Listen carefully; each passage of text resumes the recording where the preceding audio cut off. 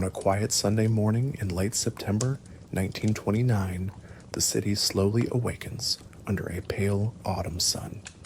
In Leningrad, the broad avenues are unusually hushed.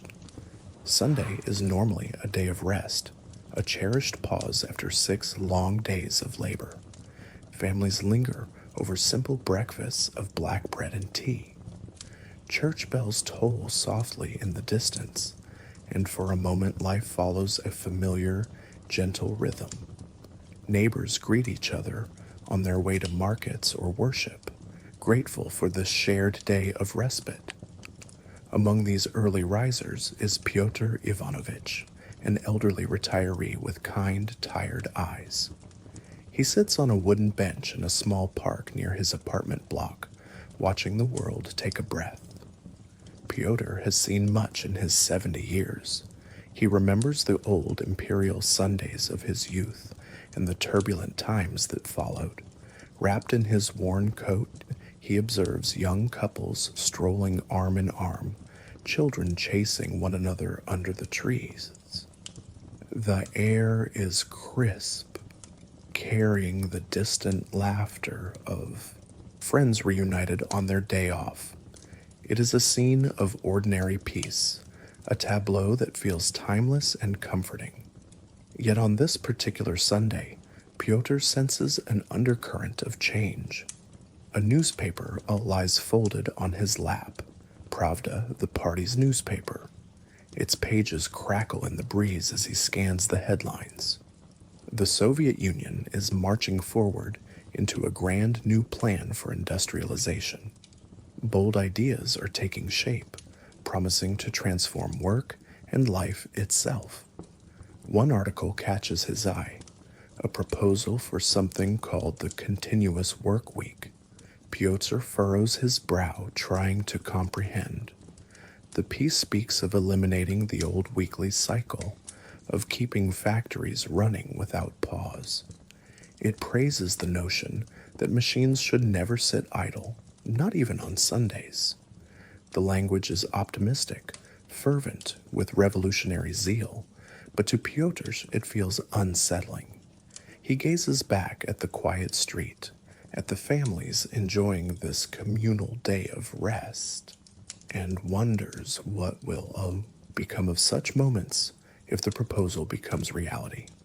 In truth, this change is already on the horizon. Within days, a new decree will quietly erase the comfort of the shared Sunday. Factories, government offices, and shops are set to adopt a novel schedule. The traditional 7-day week, with its 6 days of work and 1 universal day of rest, is about to be upended. In its place, the government plans to introduce a 5-day cycle known as the Neprerivka, the continuous working week.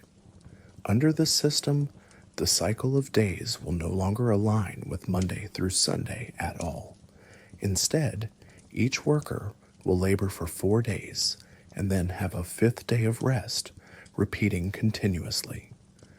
Crucially, that rest day will not be a collective pause. It will be staggered, different for each group of workers. In theory, this means 80% of the workforce will be working on any given day, while the remaining 20% take their individual day off. Factories would buzz every day without interruption. No more would a Sunday morning bring the still silence of halted machinery. The Soviet leadership, guided by Joseph Stalin's drive to maximize productivity, envisions a nation where production never stops and output soars. As Pyotr reads on, the rationale unfolds in measured print. A continuous production schedule, it argues, will accelerate industrial growth. Each idle Sunday had been seen by the state as an unforgivable lapse, a day when machines sat dormant and workers turned their attention to petty bourgeois pursuits like family gatherings or religious services. The article extols the coming change as a victory over inefficiency and old religious habits. It even notes with satisfaction how words like Sunday, in Russian Voskresenie, meaning resurrection, will lose their significance. In the new Soviet week, no particular day will be set aside as sacred or special. The cycle will march on, day after day, indifferent to old rhythms. Pyotr's mind drifts as he contemplates these words. He has lived through the revolution and years of hardship. He understands the need for building the country, yet something about erasing the shared rest day troubles him deeply. He recalls how every Sunday his own family used to gather, how as a boy he'd walk hand in hand with his father to the little Orthodox church down the road, the candles glowing warmly inside. After church, they would return home for a hearty meal, all relatives at the table sharing stories. Those weekly rituals wove the fabric of community and kinship.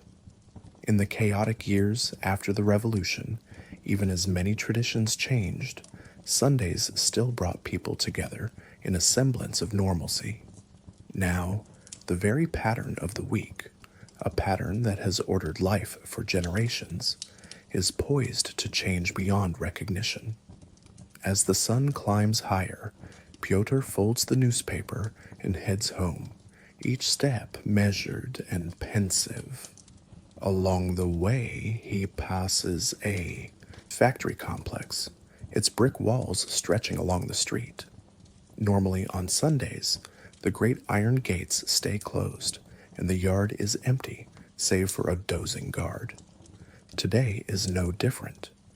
Through the bars, Pyotr sees the silent courtyard and idle smokestacks. He pauses, trying to imagine this place without its weekly day of rest.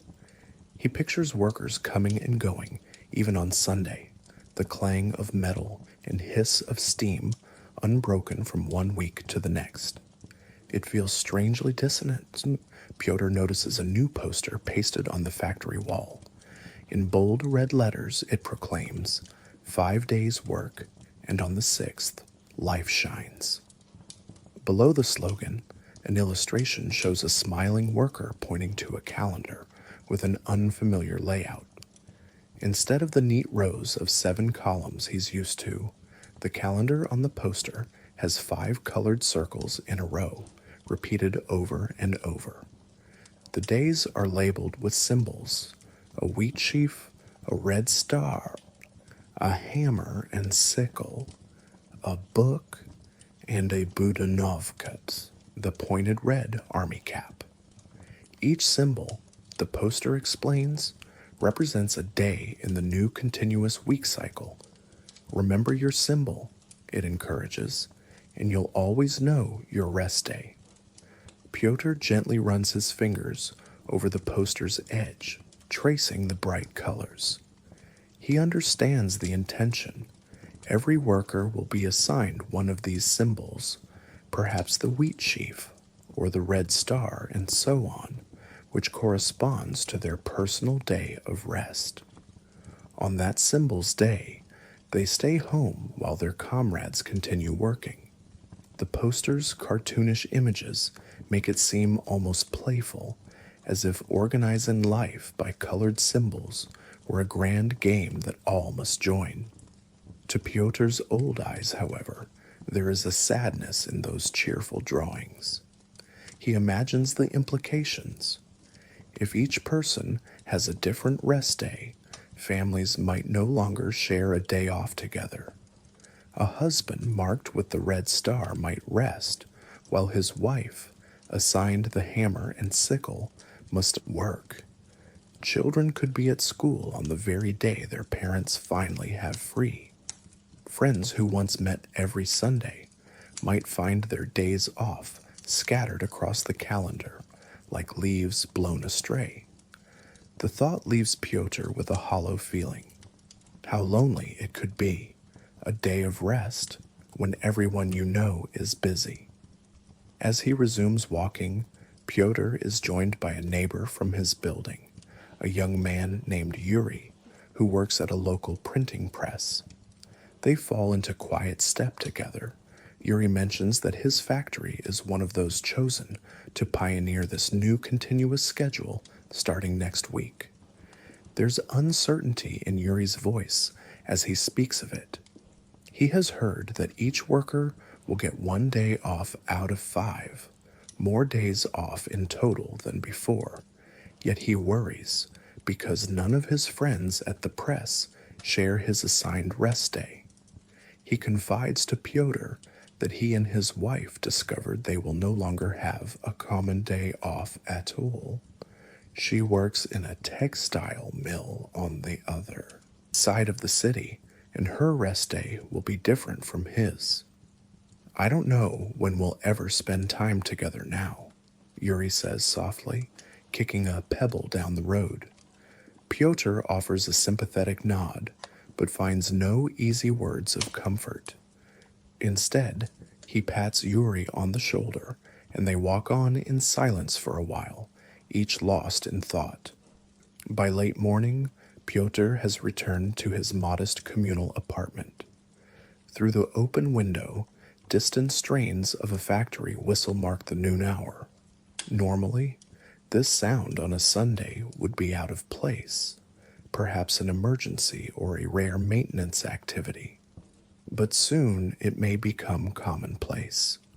He settles into his armchair with a weary sigh, listening to the muffled sounds of neighbors through the thin walls.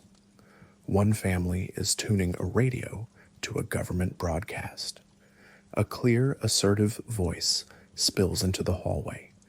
An announcer is extolling the virtues of the new uninterrupted work week. Comrades, the voice declares, the continuous production week will propel our socialist motherland to new heights. No longer will we squander a single day. Each day our factories will hum, our machines will turn, forging the bright future of communism. The rhetoric is stirring, meant to inspire pride and duty. Pyotr closes his eyes, letting the words wash over him as if in a distant dream. The tone is triumphant, but beneath it he senses the strain this will place on ordinary people. As the broadcast continues, Pyotr's eyelids grow heavy. He drifts into a light sleep in his chair, the narrator's enthusiastic promises melding with the memories and worries in his mind. In his drowsy state, Pyotr envisions scenes of what is to come. He sees a great factory floor stretching out before him like an endless plain, machines lined in neat rows clattering incessantly. Workers move about in shifts, dawn to dusk, dusk to dawn, without the familiar pattern of weekdays to guide them. In one corner of this vision, a group of men and women finish their 4th consecutive day of work, faces tired but resigned. They hang up their tools, knowing that tomorrow, marked in their pocket calendar by a green circle, will finally be their personal rest day. In another corner, the next shift arrives, fresh and ready to keep the production going. For them, it is day 1 of the cycle, perhaps marked with a yellow circle. The two groups exchange brief greetings, but there is no collective sigh of relief that normally comes when all share the anticipation of a Sunday. Instead, the rhythm is personal, fragmented. The factory's giant clock doesn't distinguish a Sunday from a Tuesday now. It simply ticks on and on in a ceaseless cadence. Pyotr's dream carries him further. He imagines families like Yuri's trying to adjust. Yuri returns home from work on what used to be a Sunday, only to find his apartment empty. His wife is on shift at her factory, their young child in a state daycare for the day. Yuri spends his free hours alone, perhaps tidying their small room or reading a worn novel in solitude. The building is quiet. Most neighbors are either at work or similarly alone behind closed doors. When Yuri's wife comes home exhausted that evening, he has already left to begin his next 4-day cycle early the next morning. Days pass like this with only fleeting moments together, like two train schedules that rarely intersect. A soft knock at the door pulls Pyotr from his doze. The radio broadcast has ended, replaced by a gentle violin melody. Blinking awake, he shuffles to the door to greet a visitor. It is one of his old comrades, Nikolai, who often stops by on Sundays to share tea and conversation. Nikolai's eyes search Pyotr's face, noticing the worry there. Over steaming cups of tea, the two elders talk quietly of the news. Nikolai, a retired machinist, frowns at the idea of the continuous week. In my day, he mutters, even under the Tsar or during the hardest civil war. Years, we knew that come Sunday we'd have a break. It gave us something to look forward to, a time to see our friends, to catch our breath. How will people manage without that? Pyotr nods slowly. He admits he doesn't know. He mentions Yuri's situation, and Nikolai clucks his tongue in sympathy. The conversation drifts, both men speaking in low, thoughtful tones. They recall how important shared rest has been to their own lives. Nikolai recounts how he courted his late wife on Sunday walks in that very park where Pyotr sat earlier. It was the only time they both were free back then. Pyotr smiles at the memory, but it quickly fades as they return to the present worry. Outside, the light begins to fade into a cool evening. This Sunday, still ordinary in practice, is drawing to a close. Families in the building gather for their suppers. A mother calls her children in from the courtyard where they've been playing. The comforting rituals of the day are everywhere. Oh, grandfather telling a folk tale to a wide-eyed child, a group of neighbors sharing a rare treat of preserves and pickles at a communal table, laughter echoing down the corridor. Pyotr cherishes these sounds, uncertain if after today such harmony and rest will come again soon. As darkness settles, Pyotr lights a small lamp by his armchair. He picks up Pravda once more for any details he might have missed. There, buried in the text, he finds a mention that only 5 days in the entire year will remain common holidays for everyone. 5 days, he counts them on his fingers, 2 days in January to commemorate Bloody Sunday of 1905, and the memory of Lenin's death, 2 days in May for International Workers' Day, and 2 in November for the Revolution's anniversary. Apart from these, no other day will unite the nation in rest. Not even New Year's Day, not that ancient Christmas or Easter that people once quietly celebrated despite being unofficial. All of those will become ordinary working days. Pyotr sighs and folds the paper neatly. He understands now, this is more than an economic plan. It is a cultural shift, almost an attack on the old life. The week's cycle, tied for centuries to faith and family, is being deliberately broken. Before turning in for the night, Pyotr opens his notebook and writes a few lines by the flickering lamplight. He often writes down his thoughts to make sense of them. 22nd September 1929, he pens, perhaps the last true Sunday? Tomorrow begins a new order of things, an uninterrupted week of work. How strange it sounds. Will it truly make us better off? The paper says it will free us from old superstitions, from wasting time. But I worry what we lose, the simple comfort of resting together, of sharing time. What will comradeship mean when we cannot break bread on the same day? What will become of the soul of our people without Sundays? I pray, if one still dares say pray, that we do not forget our humanity ends pursuit of production. He sets down his pen, the words trailing into uncertainty. That night, as Pyotr drifts into sleep, the city around him is calm. It's a calm before transformation. Factories stand dark and silent under the moonlight, as they always have on this night of the week. Families sleep, their bodies and minds recharged by a day off spent together. But when the dawn of a new morning comes, it will bring with it an experiment unprecedented in scale. The gears of progress are about to churn continuously, and with them, the rhythms of daily life will be forever altered. Soon, the lives of ordinary people, factory workers, teachers, farmers, young and old, will all have to adapt to this unceasing tempo. Each will find their own way to cope with the loss of weekends as the Soviet experiment unfolds. In the gentle cadence that follows, we observe a few of these lives, their stories unfolding softly like a bedtime tale. Through their eyes, we glimpse the human side of a history where work had no weekends. Leningrad, 1930, a factory worker's endless week. A pale winter dawn creeps into a cramped dormitory room in Leningrad. Nina Mikhailovna shivers as she pushes aside her thin blanket and sits up on her cot.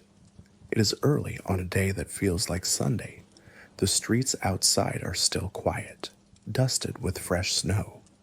But for Nina, this day is no longer a day of rest. She rubs her eyes, remembering that under the new schedule, today is simply third day of the continuous cycle, a regular work day. Just a few weeks ago, a morning like this would have meant sleeping in and sharing a warm breakfast with her family or friends. Now, as part of the great experiment, the factory expects her presence, regardless of the old calendar's promises of rest. In the dim light, Nina dresses in her heavy work clothes, a rough cotton blouse and a woolen skirt, with a kerchief tied snugly over her braided hair. The air in the room is cold enough that her breath puffs faintly as she moves. She shares this little space with two other young women who also work at the textile mill. One of them, Galia, is already lacing up her boots, preparing for the same early shift. The other roommate, Irina, lies curled on her bunk. Today is Irina's designated rest day in the cycle, marked by a small green card pinned above her bed. Irina watches sleepily as Nina and Galia quietly gather their things. "Sleep well," Nina whispers to her with a gentle smile, mindful not to disturb the others in the adjacent rooms. Irina nods and wishes them a good day, though a hint of loneliness flickers in her eyes. She will spend her rest day largely by herself, since nearly everyone she knows is working.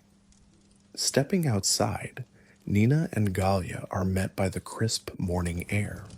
The city around them is just stirring. Normally, on a Sunday, the two friends might have strolled more leisurely, perhaps remarking on the leisure of the day, or planning an outing after church services. But now their breaths form small clouds as they hurry down the street toward the tram stop, boots crunching in the new snow. The sky glows pink and gold above Leningrad's rooftops. Here and there, other workers emerge from doorways, all heading in the same direction to the factories that line the Neva River. Some exchange quiet greetings, but there is no festive Sunday chatter.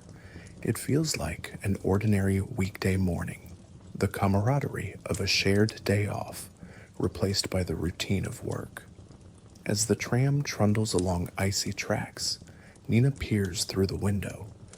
They pass a familiar old church, one she used to attend occasionally with her mother before work schedules grew so hectic.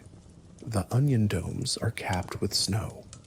On a true Sunday, one might see a few babushkas making their way inside for morning prayers. Today, the church doors are closed and the street is empty. Nina's gaze shifts to a billboard just beyond the church. It's plastered with a bright poster celebrating the new continuous week. The poster shows a smiling female worker at a loom, the factory behind her alive every day. Bold text proclaims, "We work without stopping for the 5-year plan for the future of socialism." Nina sighs and hugs her lunch tin closer. She cannot help but feel a pang of loss. That quiet, communal pause the city once knew on Sundays has been replaced by a constant forward march. The tram arrives at the gates of the Bolshevik textile factory, a sprawling complex of red brick buildings. Nina hops off with Galia and a crowd of other laborers.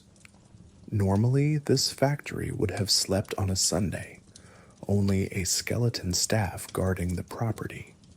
But now smoke curls lightly from one of the chimneys even at this hour. A night shift must have been working through the previous evening. Nina glances up at the factory clock tower.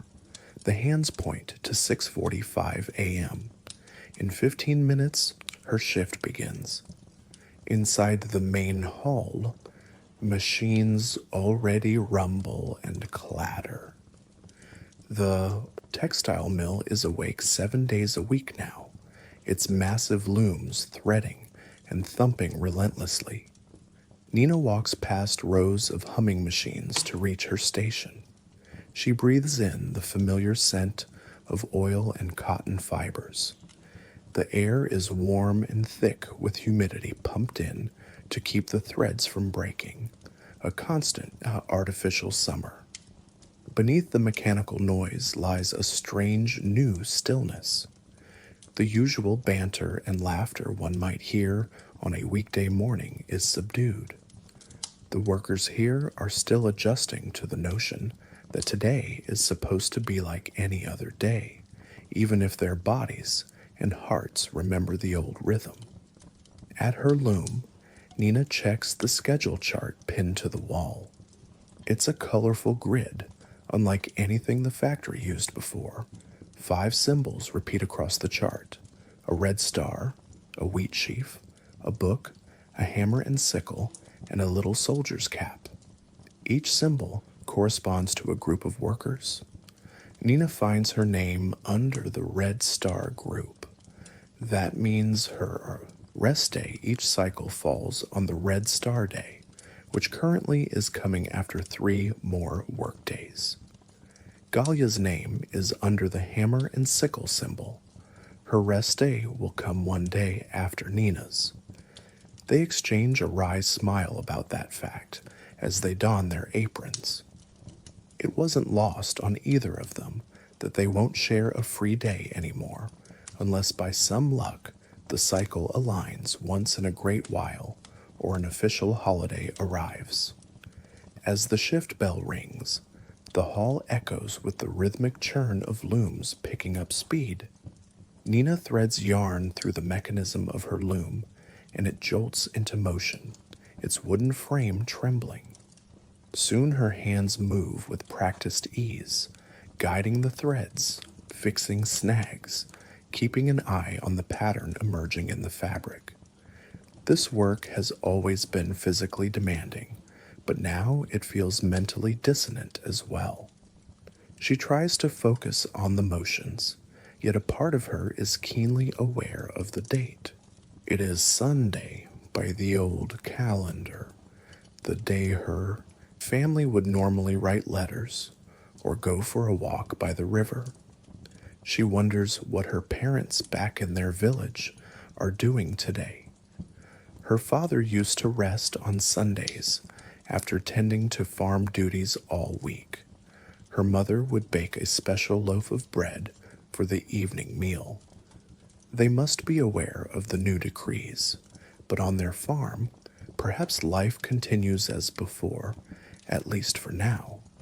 The thought gives her some comfort that somewhere, in quiet villages, a traditional Sunday might still be unfolding with its gentle rituals. Morning wears on, and Nina falls into the steady pace of work. The looms clack clack, the hiss of steam pipes, and the footfalls of foremen patrolling the aisles create a constant background lullaby of industry.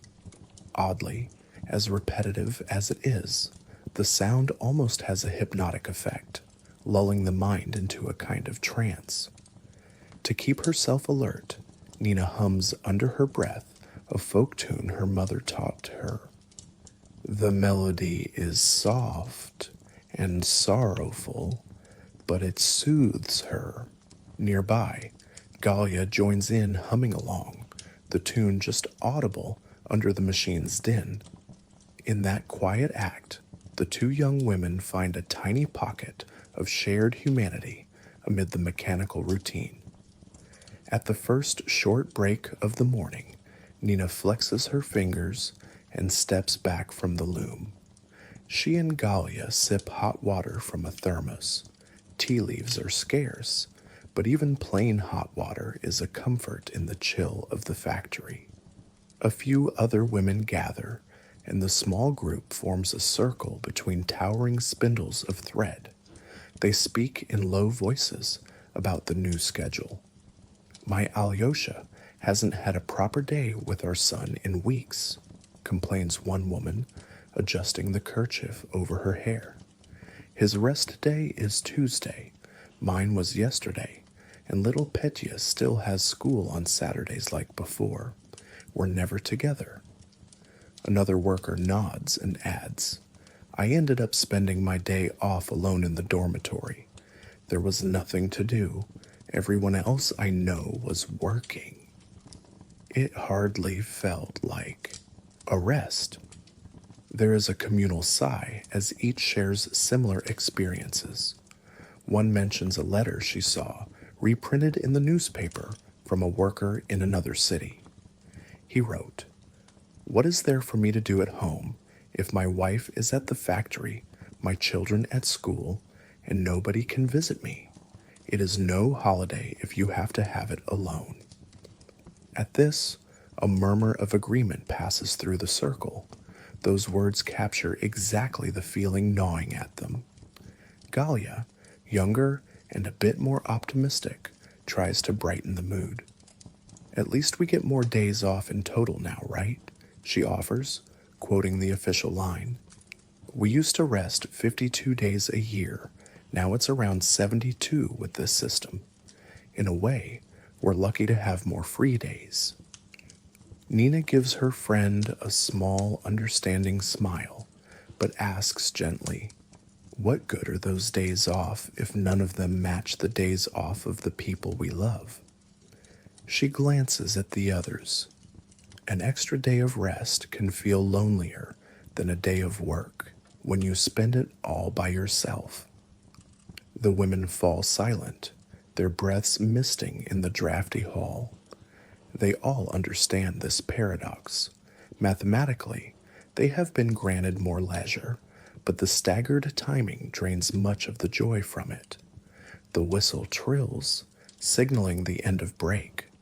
The group disperses back to their stations. As Nina resumes work, she ponders the conversation. She knows the party leaders didn't intend these personal sorrows to be the focus. They spoke of greater production, of forging a new collective spirit, unbound by old calendars. And indeed, as she glances around, the factory is operating on a Sunday with astonishing efficiency in terms of output. Every day, fabric flows from the looms without the forced weekly halt. But she wonders, is the output truly higher, or are they simply stretching the same labor differently? By midday, a problem arises on the factory floor. A loud clang echoes above the general din, followed by the slowing whir of a dozen machines. One of the main looms has jammed abruptly. A piece of metal on the shuttle mechanism snapped, a wear and tear failure. Normally, such heavy maintenance was done on Sundays when machines could be taken offline safely. But with no universal off day, the loom has been running constantly under rotating hands. The supervisor, a brisk man with a thin mustache, rushes over with the mechanic. They gesture for nearby workers, including Nina, to pause their own machines for safety while they attend to the broken loom. Nina steps back and wipes sweat from her brow, catching her breath. As the clamor reduces, an uneasy hush falls on that section of the mill. She can hear the mechanic muttering that it might take hours to fix. Around her, workers exchange knowing glances. This is the second breakdown this week. These machines never get a rest, just like us. An older weaver beside Nina whispers wryly. Of course, they're starting to give out. Eventually, the damaged loom is repaired enough to limp along, but it has caused a significant slowdown for the afternoon. The supervisor looks frustrated. He jots notes on a clipboard, likely to report the lost production time. Nina senses a ripple of concern. Constant operation might be hurting productivity rather than helping, at least in terms of machinery upkeep.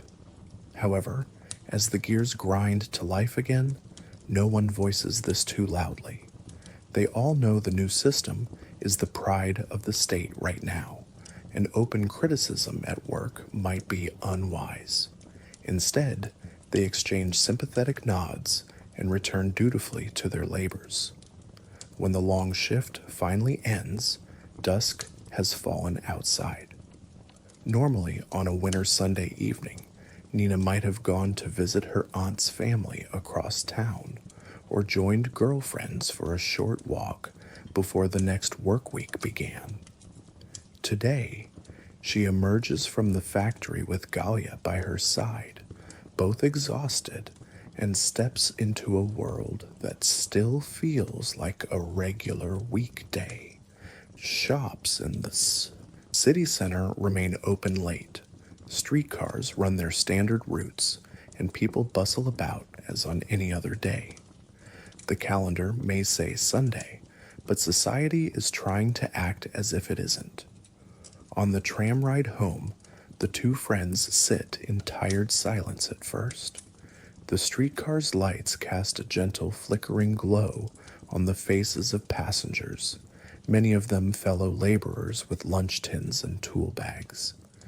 A few appear to be heading to an evening shift, colliding schedules with those heading home. Nina watches as a young man in oily coveralls closes his eyes, swaying with the tram's motion, grabbing a moment of rest before a night's work. Across from her, an older woman leans on her cane. She wears her best shawl, perhaps having tried to keep Sunday as a day to go out despite everything. The mosaic of lives around Nina feels both ordinary and upturned. Galia breaks the silence softly. Nina, what do you do on your rest days now? Nina tilts her head against the rattling window and answers, I try to do chores, wash my clothes, maybe write a letter to my parents. Last week I just took a long walk by the river alone. It was peaceful, but I missed having someone with me.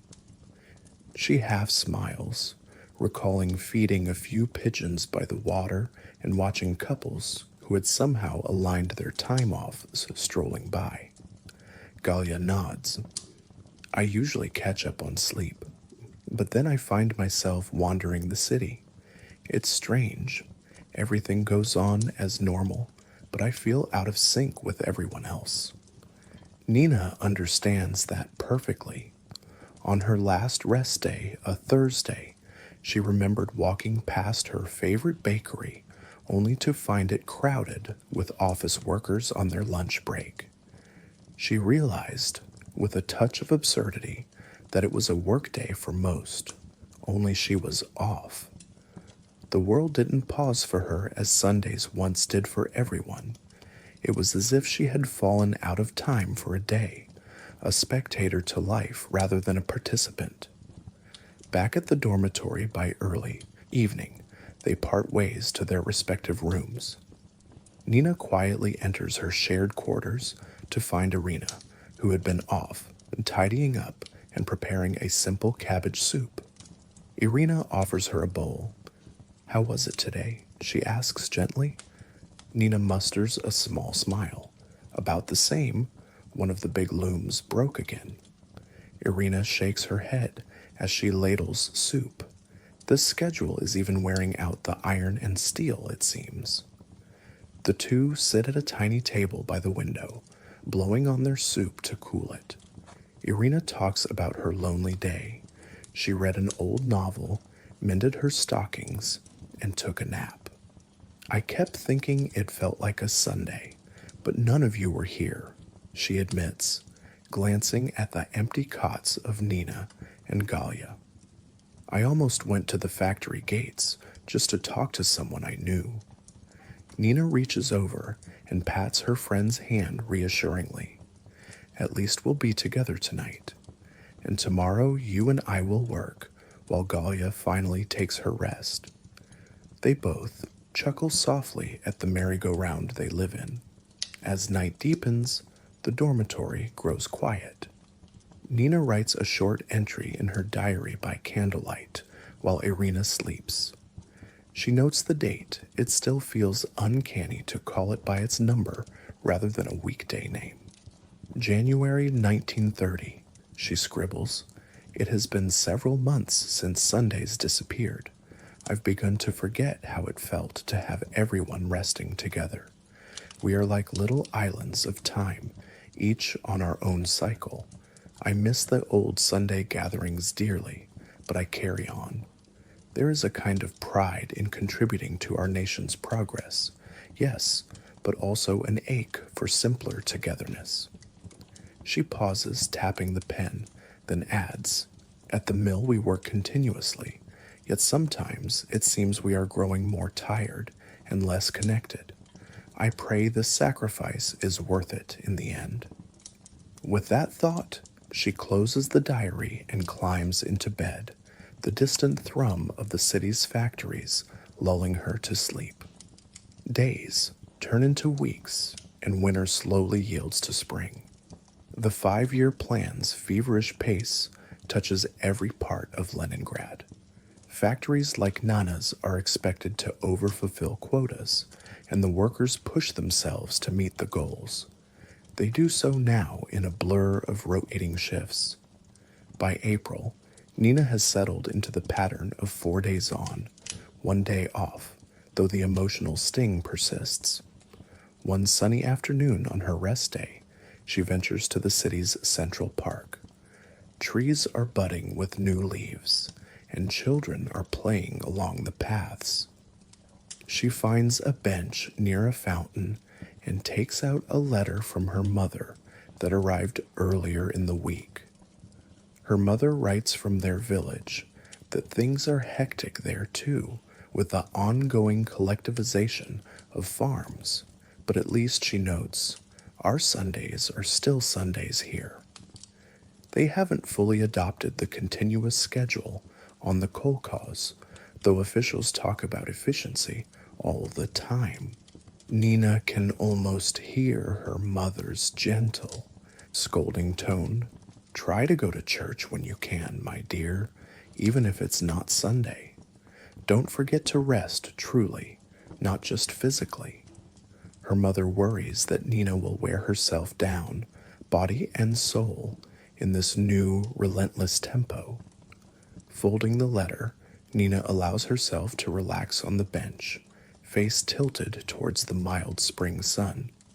For a moment, she tunes out the city noises and imagines she's back home on a peaceful Sunday. She envisions herself helping her mother knead dough in their kitchen, or joining her father in a walk around the fields. The daydream is vivid and comforting, but the reverie is broken by the brassy sound of a factory whistle blowing in the distance, shift change at some nearby plant. It's a stark reminder that here the wheel of work keeps turning. Nina rises from the bench with a sigh and heads back to the tram. Tomorrow, her cycle begins anew, and she must be ready. As the months go by, small adjustments start to occur in response to the chorus of discontent across the workforce. In early March 1930, an announcement is pinned to the bulletin board at the textile mill. It declares that the management will now consider requests from workers who are close family, spouses for instance, to have the same rest day. This news spreads through the factory floor quickly. During lunch break, many workers buzz with cautious excitement at the prospect. "Can you believe it?" Galia says, eyes bright. "They're letting families match days off if possible." She doesn't have a family of her own yet, but she's happy for those who do. One older weaver, with lines of strain on her face, clasps her hands and murmurs, "Finally, perhaps I can be off on the same day as my husband. We haven't had a full day together in months." Nina watches as a small queue forms by the office where the shift manager is collecting such requests. She feels a tug at her heart.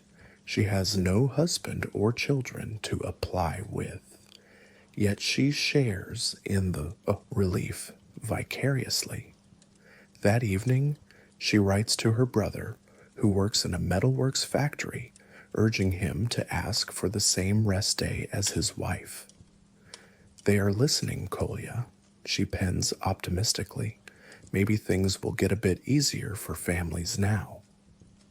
It is a modest victory, but in the personal realm of daily life, it means a great deal. Indeed, the next week, she notices a slight change. On her rest day, her roommate Irina, who is engaged to a man in another plant, eagerly goes out to meet him because they've managed to align their days off. Irina returns later, glowing with happiness. They had a whole day to stroll the city hand in hand, just like old times. Nina rejoices for her friend, and in that happiness is a glimmer of hope that perhaps the system can be made more humane over time. Summer 1930 arrives. The sun stays long in the sky, and the city's white nights begin, the season when darkness hardly falls at all. One evening after a sweltering day at the mill, Nina and some co-workers linger outside the factory gate, taking in the cool late-night breeze and the surreal midnight twilight. The conversation drifts to how the continuous schedule has affected celebrations and holidays. They just passed through early May, when International Workers' Day was celebrated on the 1st and 2nd with great parades and a welcome 2-day break for everyone. It was the first time since New Year's that the entire factory had ceased work in unison. "It felt strange to stop completely for 2 days, didn't it?" remarks one man from the dyeing section. "I almost didn't know what to do with myself on the second day," he chuckles. Another woman counters, "Oh, I cherished every hour. My sister from another district was also off, and we finally visited our parents together." Nina recalls those days fondly. The city had come alive with decorations and processions, and she had waved a little red flag along with crowds, celebrating not just labor's triumph, but perhaps silently celebrating the joy of collectively not laboring for a change. How ironic, she thinks, that the very system meant to honor workers can exhaust them to the point that a holiday is the sweetest gift. Coming up in November, They will have 2 more shared days off for the revolution's anniversary, a thought that already buoys everyone's spirits as autumn approaches. However, not all is well on the shop floor as time goes on. The relentless cadence of work continues to take a toll. Absenteeism starts creeping up. Nina notices that some colleagues occasionally don't show up for their shift, either out of fatigue or personal reasons, perhaps taking an extra unsanctioned day of rest. This puts pressure on those present, who must work harder to cover quotas. Officially, such behavior is frowned upon, even punishable, but quietly many empathize with the absent ones. It is hard to blame someone for faltering now and then under these conditions. Then there are those who struggle silently with the psychological strain. One of Nina's friends, a gentle older spinner named Daria, confides in her one day as they clean the machines after hours. Daria's voice is barely above a whisper, not wanting others to hear her vulnerability. "I feel lost in time," she admits. "I keep a calendar with the old week at home, just to remember what day it really is. Sometimes I wake up not knowing if it should be Wednesday or Sunday. I only know it by which symbol card is hanging for my shift." Her eyes well up with tears as she continues. "Last Sunday, what used to be Sunday, I forgot it was my rest day. I got dressed for work and only realized halfway to the factory. Can you imagine? 30 years of living by a weekly rhythm, and now..." Nina squeezes Daria's work-worn hand in support. "Your mind is understandably confused," she says softly. "Mine is too sometimes. Perhaps it'll get better with time as we form new habits." She doesn't entirely believe her own words, but she offers them kindly. She has her own secret. Each week, when the old Sunday comes around, she still marks it with a tiny pencil dot in her pocket diary, a quiet acknowledgement of the traditional week that only she sees, a way to orient herself in the swirl of the new system. The year 1931 dawns with whispers of change in the air once more. The textile mill's bulletin board begins carrying news clippings about productivity and efficiency studies. There are hints that the leadership is reconsidering certain aspects of the continuous work week. Workers trading rumors say that in Moscow, some factories have already gone back to giving everyone the same day off, at least temporarily. It seems Comrade Stalin himself said some people mishandled this whole thing, a mechanic tells Nina during a maintenance check on her loom. They might adjust it to fix problems. Nina listens intently, heart quietly, hopeful.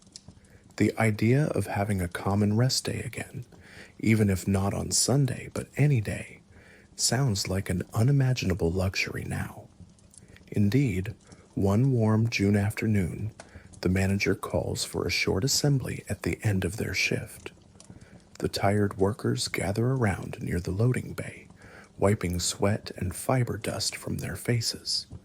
The manager, flanked by a party representative in a neat suit, clears his throat and announces, "Comrades, important news.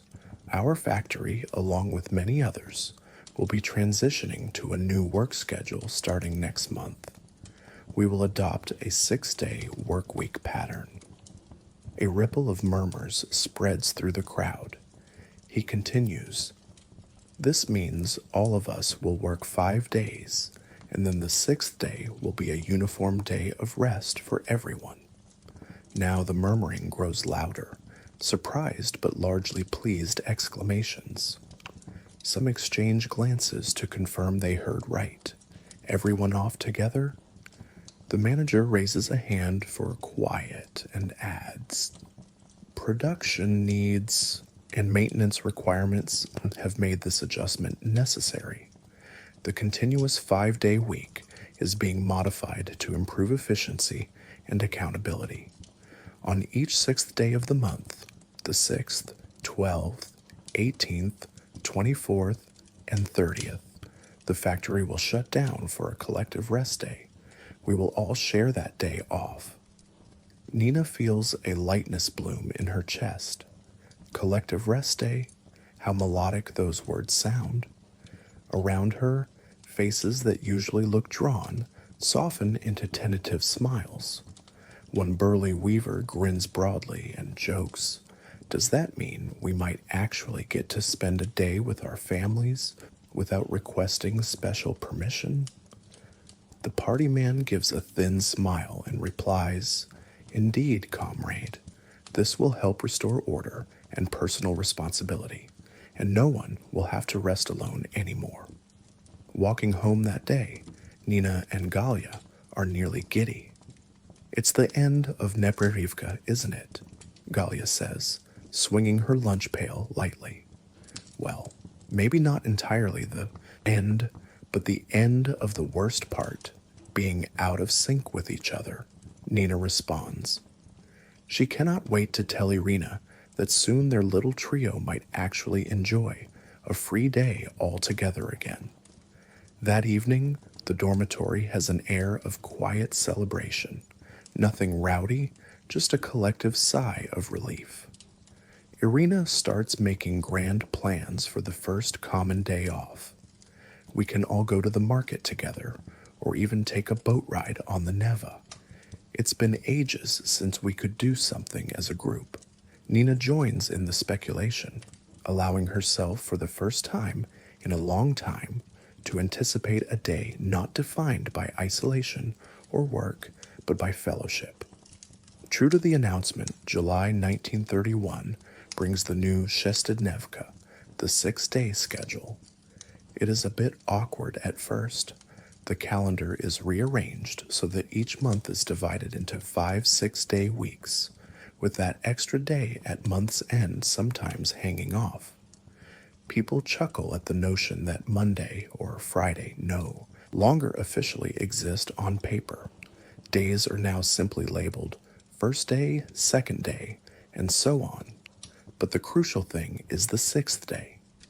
When Nina finishes work on the 5th of July, she knows that next day, the 6th, the entire factory will be quiet. And indeed, that morning she and her friends wake not to an alarm or a whistle, but to sunlight and birdsong. A unified day of rest has returned to their lives, even if it's not on Sunday, and even if it comes more frequently than the old week. Nina spends that first shared day of rest with Galia, Irina, and a few others from the dormitory. They pack a simple picnic and ride a tram to the outskirts of the city, where the forests and meadows offer a respite from the industrial landscape. Sitting on a blanket under the gentle shade of birch trees, they all feel a deep sense of contentment. The conversation drifts lazily from one topic to another. They gossip about a favorite film actress, share amusing stories from childhood, and even dare to speak about how they truly felt during the hardest months of the continuous week. Daria, the older spinner, is with them, and with a relieved laugh she says, "Girls, last night I did something I haven't in 2 years. I laid out my clothes for church and went to a morning service today." A couple of them glance around cautiously, but out here there are no overseers, just friends. "I'm not deeply religious," Daria continues, "but it felt right. It felt normal. There were so many old faces at the church, as if we all came out of hiding at once, now that we could all be off on the same morning." Nina listens and imagines the scene. Elderly folks, and maybe not so elderly too, gathering in a modest chapel, rekindling a sense of weekly community. It warms her heart that Daria got to do that. Others mention that local markets, which had been thrown off by everyone's different schedules, are lively again on these uniform rest days. You should have seen the market by the station today, says one of the younger women who went shopping. It was crowded, like old times, farmers, artisans, families, all out because they finally share a free day. You'd think it was a holiday. Lying back on the grass, Nina gazes up at the pattern of leaves against the sky. She releases a slow, contented breath. For the first time in a long while, she feels that societal rhythm, the heartbeat of collective pause, return. In this tranquil moment, the hardships of the past 2 years drift like distant clouds. There's still much work ahead. Tomorrow the machines will clatter again, and quotas will demand to be met. But knowing that this new pattern will give them regular shared breaks makes the prospect less daunting. By the late 1930s, Nina remains at the Bolshevik textile factory, now as an experienced weaver who sometimes trains new girls arriving from the countryside. The city and country have changed in many ways during those years, but whenever the 6th day off comes around, she still treasures it. Some habits of the old continuous week persist. For instance, official calendars in her office list days by number, and she herself has grown accustomed to the 6-day rhythm. But she has never forgotten the loneliness of the Neprarivka's early phase, and it makes her all the more grateful for the ordinary gift of sharing a day off with others. Sometimes she passes by that same park bench where years ago she longed for a normal Sunday. She'll sit with a friend on a 6th-day rest and feed the birds, thinking to herself how quiet despair turned into quiet joy with the return of a simple communal pause. As the world edges toward the year 1940, hints of yet another change whisper through the air. Talk of going back fully to the 7-day week. Rumors swirl that the 6-day cycle might eventually be replaced by the traditional calendar once more. Wouldn't that be something? Galia muses as they leave. Work on a crisp evening to have true Sundays back again? Nina nods thoughtfully. She has learned not to take any respite for granted.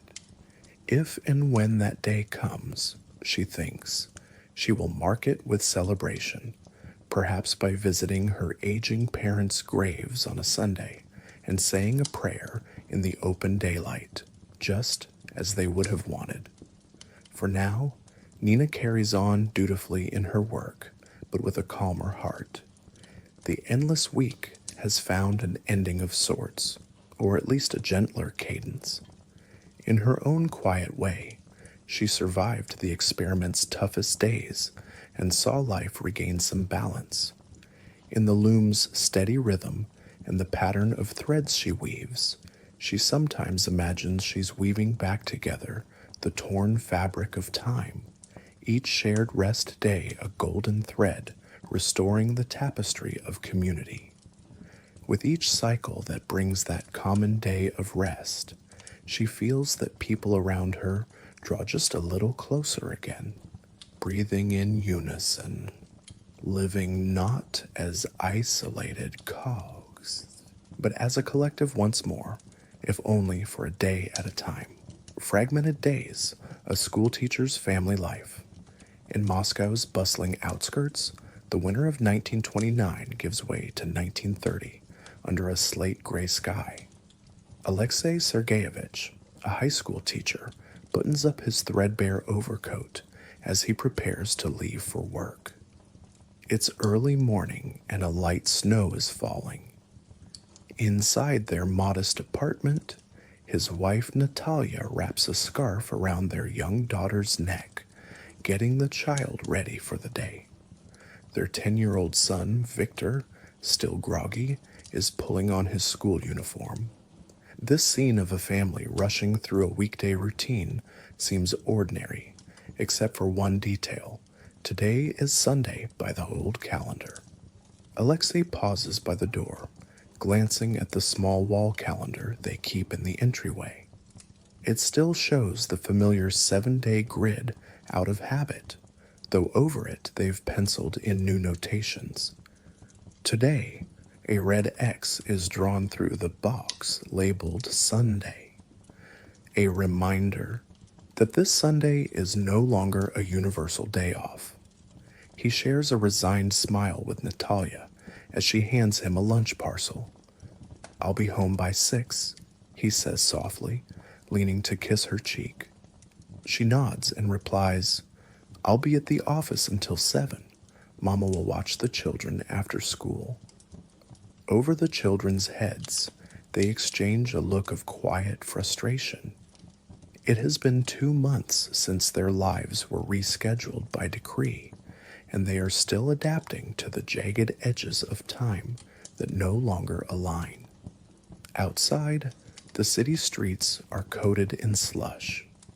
Alexei walks his children partway to their school, a primary school that Victor attends and where little Anya goes to the attached daycare, before he must turn off to reach the high school where he teaches literature. The morning air bites at their faces. In earlier years, a Sunday morning like this might have meant taking the kids to visit their babushka, grandmother, or going to the park. Now they trudge through the snow as on any workday. Alexei squeezes his daughter's hand reassuringly. "Will Granny still make pancakes tonight?" she asks in a small voice, her breath puffing clouds. He musters a cheerful tone. "Yes, darling. Even if we can't eat them together in the morning, we'll have our Sunday pancakes tonight after everyone is home," Granny promised. The child nods, satisfied for now. They reach the point where their paths diverge. Alexei crouches to hug Anya and pats Victor on the shoulder. "Study well," he says, as he does every day. Victor, shifting his satchel, musters a brave smile. "Papa, what day is it for you today?" the boy suddenly asks. He knows the answer, but seeks reassurance. "Today is my 4th workday in the cycle," Alexei replies gently. "After tomorrow, I'll have my rest day." Victor bites his lip. "Tomorrow is my day off from school," he says, "but you'll be teaching and Mama will be at work." The disappointment in his voice is palpable. Since the continuous week started, Victor's school instituted a system where students are divided into 5 groups. Each group stays home on a different day so that the schoolhouse is never entirely closed. Tomorrow happens to be Victor's free day, but neither of his parents will be off to spend it with him. Alexei's heart aches a little at that. He ruffles his son's hair gently. "I know, Vitya," he says, "but Granny will take you to the museum, remember? You'll have a good day, and we'll all be together in the evening." Victor nods and tries to be brave, but Alexei can see the confusion and sadness in his eyes, an understanding beyond his years that things are not as they used to be. Waving goodbye to the children, Alexei continues toward his school. Tram cars rattle by, packed with passengers from factories and offices. The city on this supposed day of rest is fully alive with labor. At a street corner, a loudspeaker mounted on a post crackles out a marching song praising the 5-year plan. Alexei passes a cluster of posters plastered on a brick wall.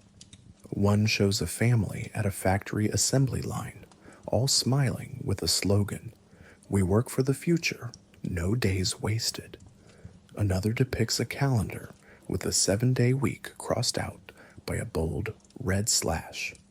Such propaganda is everywhere, urging people to embrace the new, uninterrupted rhythm for the good of socialism. As a teacher and a party member, Alexei understands the official message all too well. He has even had to echo it in the classroom. But as a husband and father, he feels the strain it has put on his own home. At school, the day's lessons proceed in a somewhat surreal manner. In his literature class, Alexei stands before a room only 2/3 full. About a third of his students are absent. Today happens to be the rest day for their particular group. This has been a major challenge for teaching. Every day, different students are missing, and no single day sees the entire class together. When the continuous week was introduced, schools like his scrambled to adjust. They tried dividing each class into 5 subgroups with staggered attendance. Teachers like Alexei had to repeat material or find ways to keep the learners roughly on track despite the rotational absences. It is a logistical headache and at times feels futile. For instance, he cannot start a new chapter of Tolstoy's novella if a fifth of the class is always catching up. So he cycles through reviews and exercises, never quite moving as fast as he normally would. This morning, he is reviewing an earlier lesson on Pushkin's poetry. The children who are present sit dutifully in their wooden desks, their breath visible in the chilly classroom. The school's heating is patchy. Some desks remain empty. Those belong to pupils whose day off it is. Alexei writes a line of verse on the blackboard in careful chalk strokes and asks the class to interpret it. A few hands rise, and he calls on a bright-eyed girl named Lena.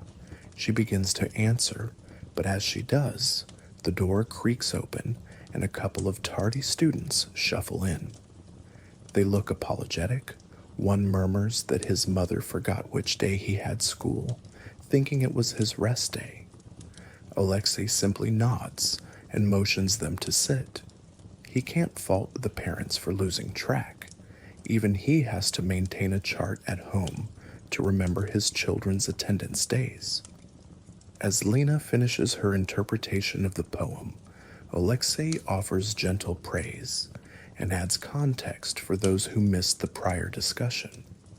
This stop and start rhythm of teaching is exhausting. In the back of the room, he notices one boy quietly dozing, head propped on his hand. That boy's father works in a factory, and from what Alexei hears, the child has been left unsupervised often on odd days, likely disrupting his sleep schedule.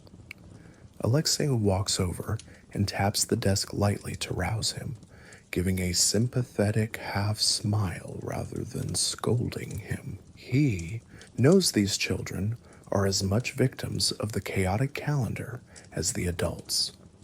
Between classes, the teachers gather briefly in the staff room to warm themselves by a small iron stove and share news.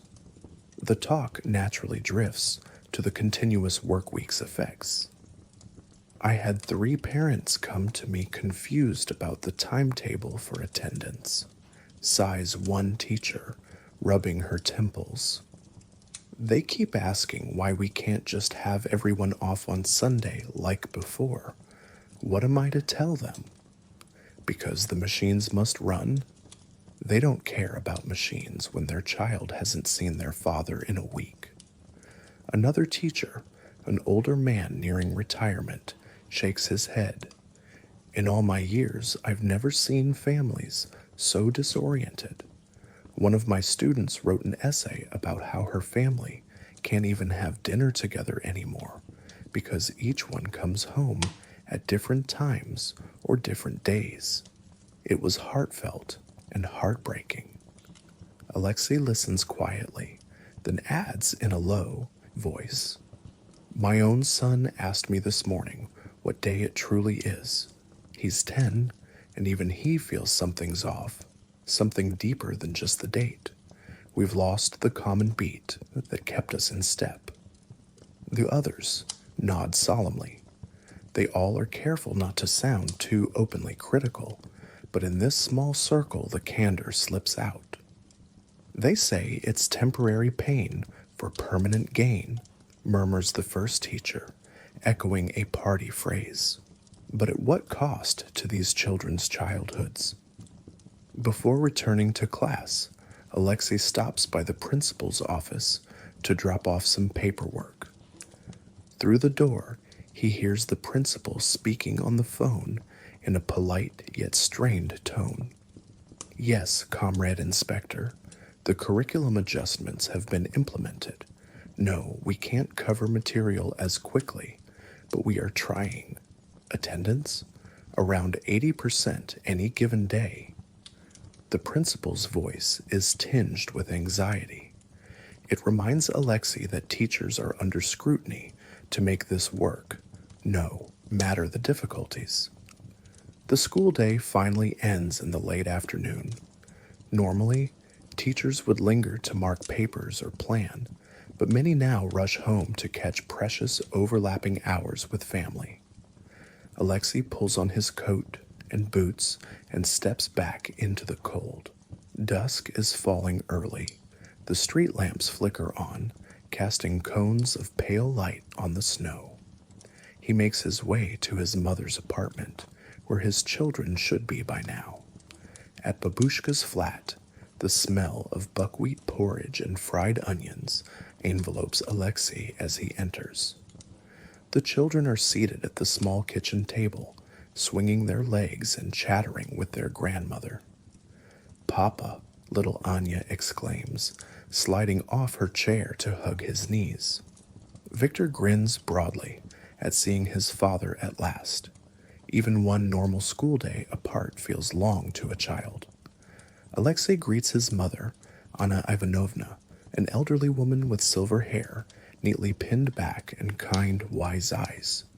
Despite the hardships of the times, she maintains a gentle grace about her. "How were they today, Mama?" Alexei asks as he shrugs off his coat. His mother pours him a cup of tea from the samovar. "Good children, as always," she replies, smiling. "Vitya finished his arithmetic homework, and Anya helped me knead dough." On the counter sits a covered bowl of rising dough. His mother, true to tradition, is preparing a treat. "Is that for—" Alexei begins to ask, and Anna Ivanovna nods. "For the holiday," she says quietly. Alexei's heart twinges. Tomorrow, by the old Orthodox calendar, is Easter Sunday, or rather, it would be, if anyone in the city still openly acknowledged it. His mother, who is devout, has not forgotten. Although churches are largely empty or repurposed, and the state discourages religious observance, she holds on to the rituals privately. She has dyed a few eggs and is making kulich, the sweet Easter bread, determined to share it with the family, even if a day late and after work. This year, Easter falls on what will be a Monday workday for them, since nothing stops now for religious days. Anna Ivanovna plans to wake early to bake the bread, and then have it ready when the family reunites in the evening. Alexei admires her devotion, but also feels a pang of sorrow that such celebrations, once joyful communal affairs, have been reduced to quiet personal gestures in off hours. That evening, back at their own apartment, the family reunites with Natalia, who returns tired but smiling. She's a secretary in a local government office, and her day has been long. But seeing her children's faces and the prospect of a simple supper together buoys her. The four of them sit down at the small table, sharing bowls of his mother's porridge and the stew Natalia managed to start before leaving that morning. The conversation is calm and warm. Victor describes a funny incident from class, even as he laments that half his friends were absent for their rest day. And little Anya proudly shows a drawing she made at daycare. For a short while, they managed to carve out a feeling of normalcy in their evening routine. After dinner, when the children are getting ready for bed, Alexei and Natalia finally have a quiet moment to themselves. She rubs her temples and mentions an issue from work. Several colleagues were talking in whispers today. One of the women broke down crying at her desk, saying she hadn't seen her husband and oldest son together in 2 months. They have totally different rest schedules, Natalia says, eyes downcast. Our supervisor tried to comfort her, but ended up just reminding everyone how important our sacrifice is for the country. Alexei reaches to squeeze her hand. He knows that at her workplace, too, people are feeling the strain. They sit side by side on the worn sofa as the samovar gently simmers, keeping tea warm. Do you think it's unpatriotic of us to feel unhappy about this? Natalia asks softly, echoing a worry they both carry. Alexei sighs and shakes his head. No, dear. Wanting to spend time with one's family isn't a crime against the state, even if sometimes it feels like it, he says wryly. He then adds, I believe the leaders underestimated how vital that shared time was. They see economic gains, but they don't measure the emotional losses. Natalia leans on his shoulder, grateful for his understanding words. They both fall silent, watching the steam curl from their tea glasses. In that silence, they draw strength from each other's presence, a small, comforting anchor in a world whose temporal foundations feel adrift. The next morning is Easter by tradition. Normally, one would be awakened by church bells and share an elaborate breakfast of kulich and pascha cheese, greeting each other with Christ is risen. Instead, Alexei rises before dawn to head to work. Natalia has already left. The government office called an early meeting. The children sleep while their grandmother tiptoes in to start the day's cooking. Anna Ivanovna lights a tiny beeswax candle at the corner of the kitchen, an act of devotion done quietly behind closed curtains. As he leaves the apartment, Alexei sees his mother in prayer, a delicate silhouette against the faint candle glow. He gently closes the door, wishing he could allow her the joy of a proper Easter gathering. At school, between classes, Alexei finds a moment to scribble in his notebook, a habit he's taken up to privately record his thoughts. He writes of the morning's poignancy. April 21st, 1930, Easter by the old calendar. City moves like any Monday, but in our hearts, some of us remember what day it truly is. Mama lit a candle for Easter. How many others lit one in secret today? We teach our pupils progress and atheism, yet a part of our soul longs for the old sacred rhythm that gave us meaning beyond work. He closes the notebook as a colleague enters. The day continues with its usual demands, but he can't help noticing in each class a few students with melancholy or distracted expressions. Perhaps like him, they are thinking of the holiday their family can't openly celebrate. That evening, Alexei's family does celebrate in their own subdued way. Once everyone is home, which isn't until after sundown, given their staggered schedules, Anna Ivanovna unveils the kulich bread she baked. Its sweet aroma fills the flat. She has even managed to procure a bit of sugar icing and colored sprinkles on top. The grandchildren's eyes light up at the sight. They love the taste, though they only vaguely recall the last Easter they celebrated in full. The grandmother also brings out a basket with a few dyed eggs. According to custom, they each take an egg and tap them together in a friendly game to see whose egg cracks last. Soft laughter fills the room as even weary Natalia joins in.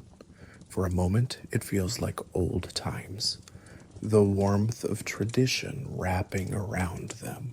They keep their voices down, mindful of neighbors, some of whom might not approve or could even report overt religious festivities. But within these walls, the family bonds over the shared treat. As they savor the sweet bread, little Anya climbs into her grandmother's lap, and Victor snuggles at his father's side.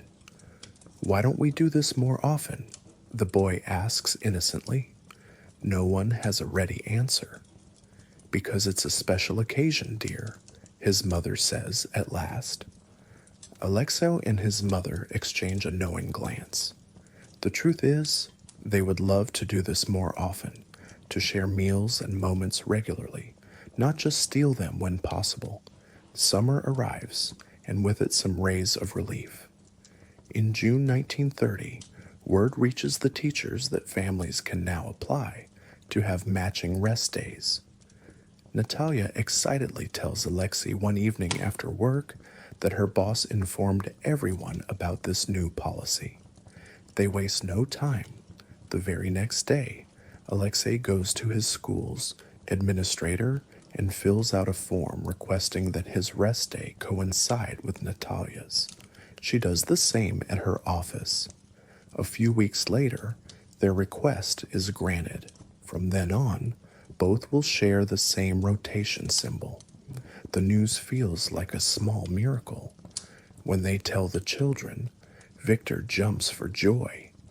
"That means sometimes you'll both be off together, and maybe on my day too?" They explain it doesn't guarantee it'll match the kids' unpredictable school off days, but at least Mama and Papa will be together more. Their first joint day off arrives on a bright July morning. It's a Thursday, not that the name matters much to them anymore. It is simply their precious rest day. They decide to make it an adventure for the whole family. With some effort, Alexei had coordinated with Victor's teacher to let him off that day, and Victor will attend class on his usual rest day instead, a small swap that the kindly teacher was willing to do. Little Anya, of course, is happy to skip daycare for once. The family boards a tram to the city center and visits Gorky Park. Under the lush summer trees, the children ride a small carousel, shrieking in delight. Alexei and Natalia stroll hand in hand for the first time in ages, pushing Anya's stroller while Victor runs ahead chasing butterflies. They share ice cream bought from a vendor and picnic on a bench by the pond. It's an idyllic day that revives their spirits. Sitting with his arm around his wife, Alexei silently thanks fate for this reprieve. The continuous week experiment may not have ended yet, but at least they have carved out this island of togetherness. Watching his family laugh and play under the dappled sunlight, he realizes just how healing such simple moments are. It steels his resolve to help others find the same. He returns to school more determined to assist his colleagues in aligning their schedules or arranging swaps whenever possible. Over the next year, Alexei notices subtle improvements in morale among the people he knows. Many co-workers and neighbors manage to align schedules with spouses, easing the worst loneliness. Still, life under the 5-day rotation remains far from easy.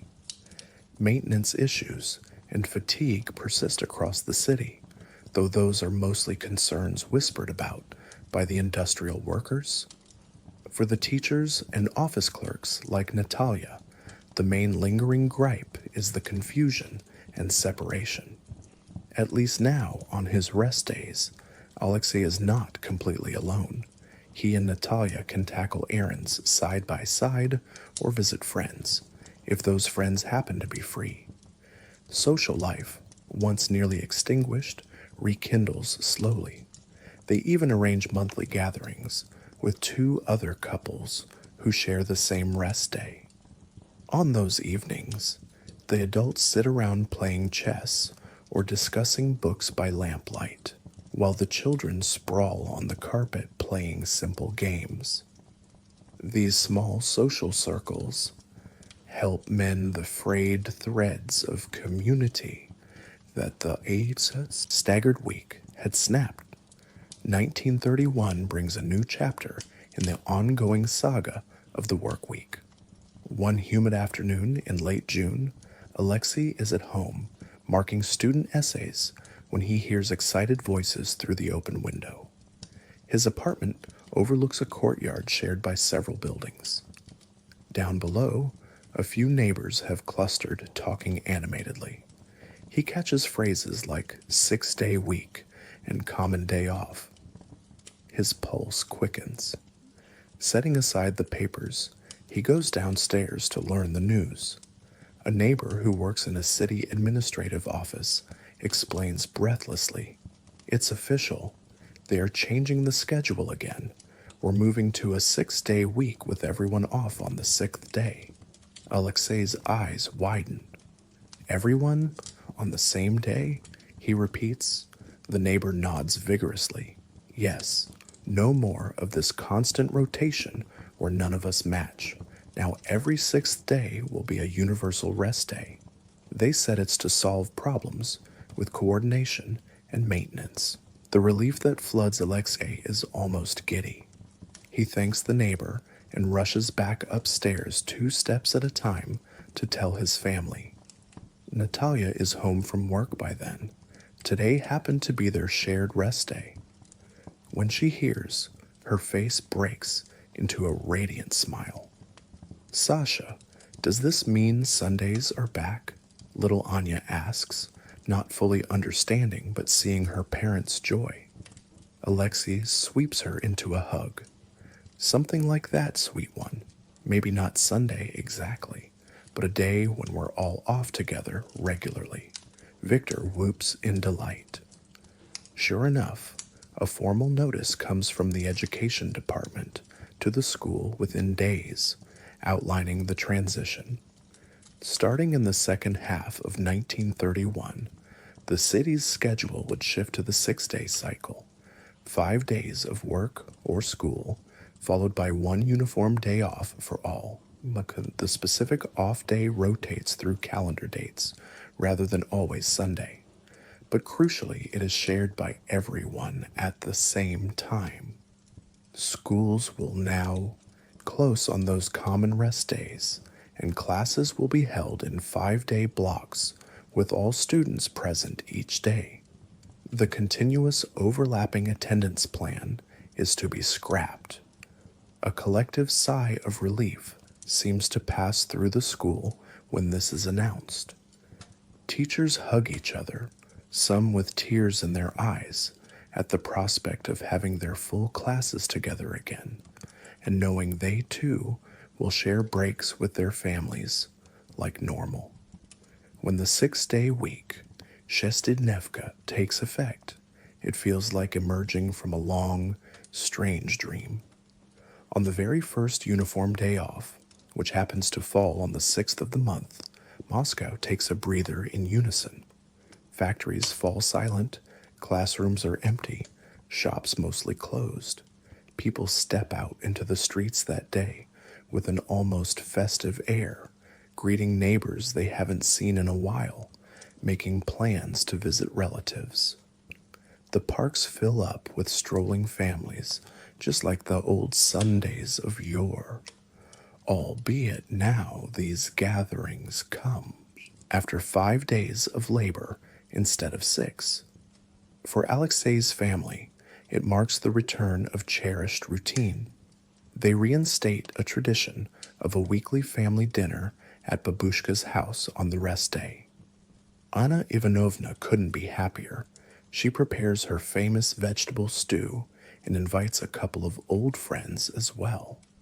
Around her cramped dining table, there is laughter and lively conversation that first sixth day off. They even dare to sing a few quiet folk songs together after dinner, a simple pleasure that communal rest allows once more. At school, teaching becomes far more effective and enjoyable. No longer juggling absent groups, Alexei can truly engage his full class together. He notices the children's energy improve too. Knowing everyone will be off on the sixth day gives them something to look forward to collectively. Before the uniform day off, he often sees a cheerful buzz as students and teachers excitedly discuss their plans. Some will see a play, others meet up for sports or simply rest at home. This shared anticipation reminds him of the old Friday feeling before a weekend. It is true that the sixth day off is not always Sunday. It moves through the calendar. But that matters little to those who lived through the alternative. What's important is the symmetry. Families once again align in time regularly.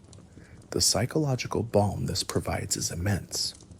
Alexei finds his own anxiety, that low-grade worry he carried for years, beginning to ease. In the evenings, he has more patience to read stories to the kids or discuss the day's events with Natalia. In the neighborhood, too, camaraderie blossoms.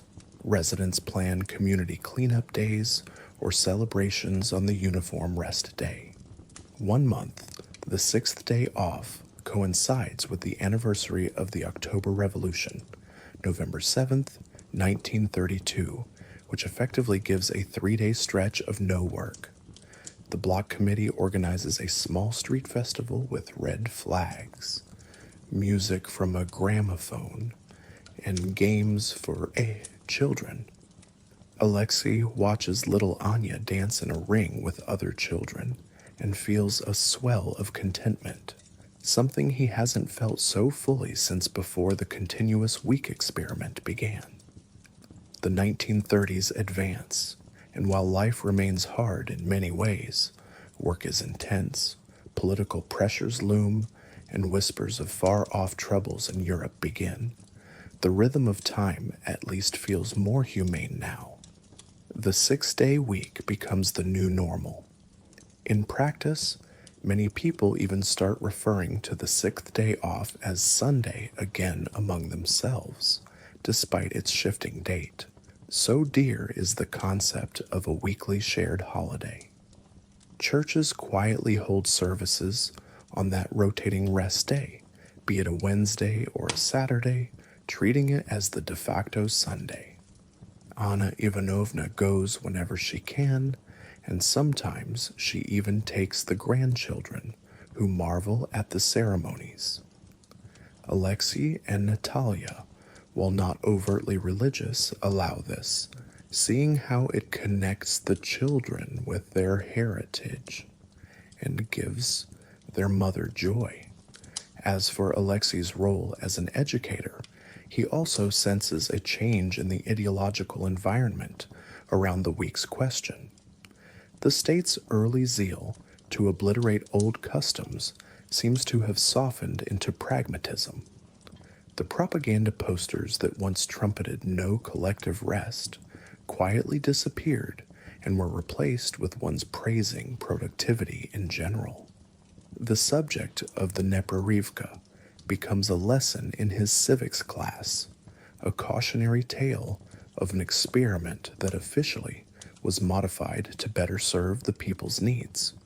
In 1935, a keen student asks him during a lesson, "Teacher, why did they try the continuous week at all?" Alexei pauses, considering how to answer within the bounds of acceptability and honesty. It was believed it would make our industries stronger and break away from old ways, he says carefully. It did help increase production at first, but it also made life difficult in other areas. Our leaders saw this and wisely adjusted the policy. Sometimes, even a socialist society must learn by trial and error. The student nods, accepting the answer. Alexei suppresses a small smile. He has given the party-approved explanation, but in his heart, he knows the truth is felt, not explained. One cannot simply engineer away the social nature of humanity without cost. Finally, the year 1940 arrives. By now, the 6-day week has been in place for nearly 9 years. It has its oddities, the drifting rest day, the occasional 5-day February week, but people have adapted. Alexei, now in his mid-40s, has even grown fond of the little novelty that the shared day off might be a Friday one month and a Monday the next. It adds variety, he jests. Natalia teases him that he can find a silver lining in anything.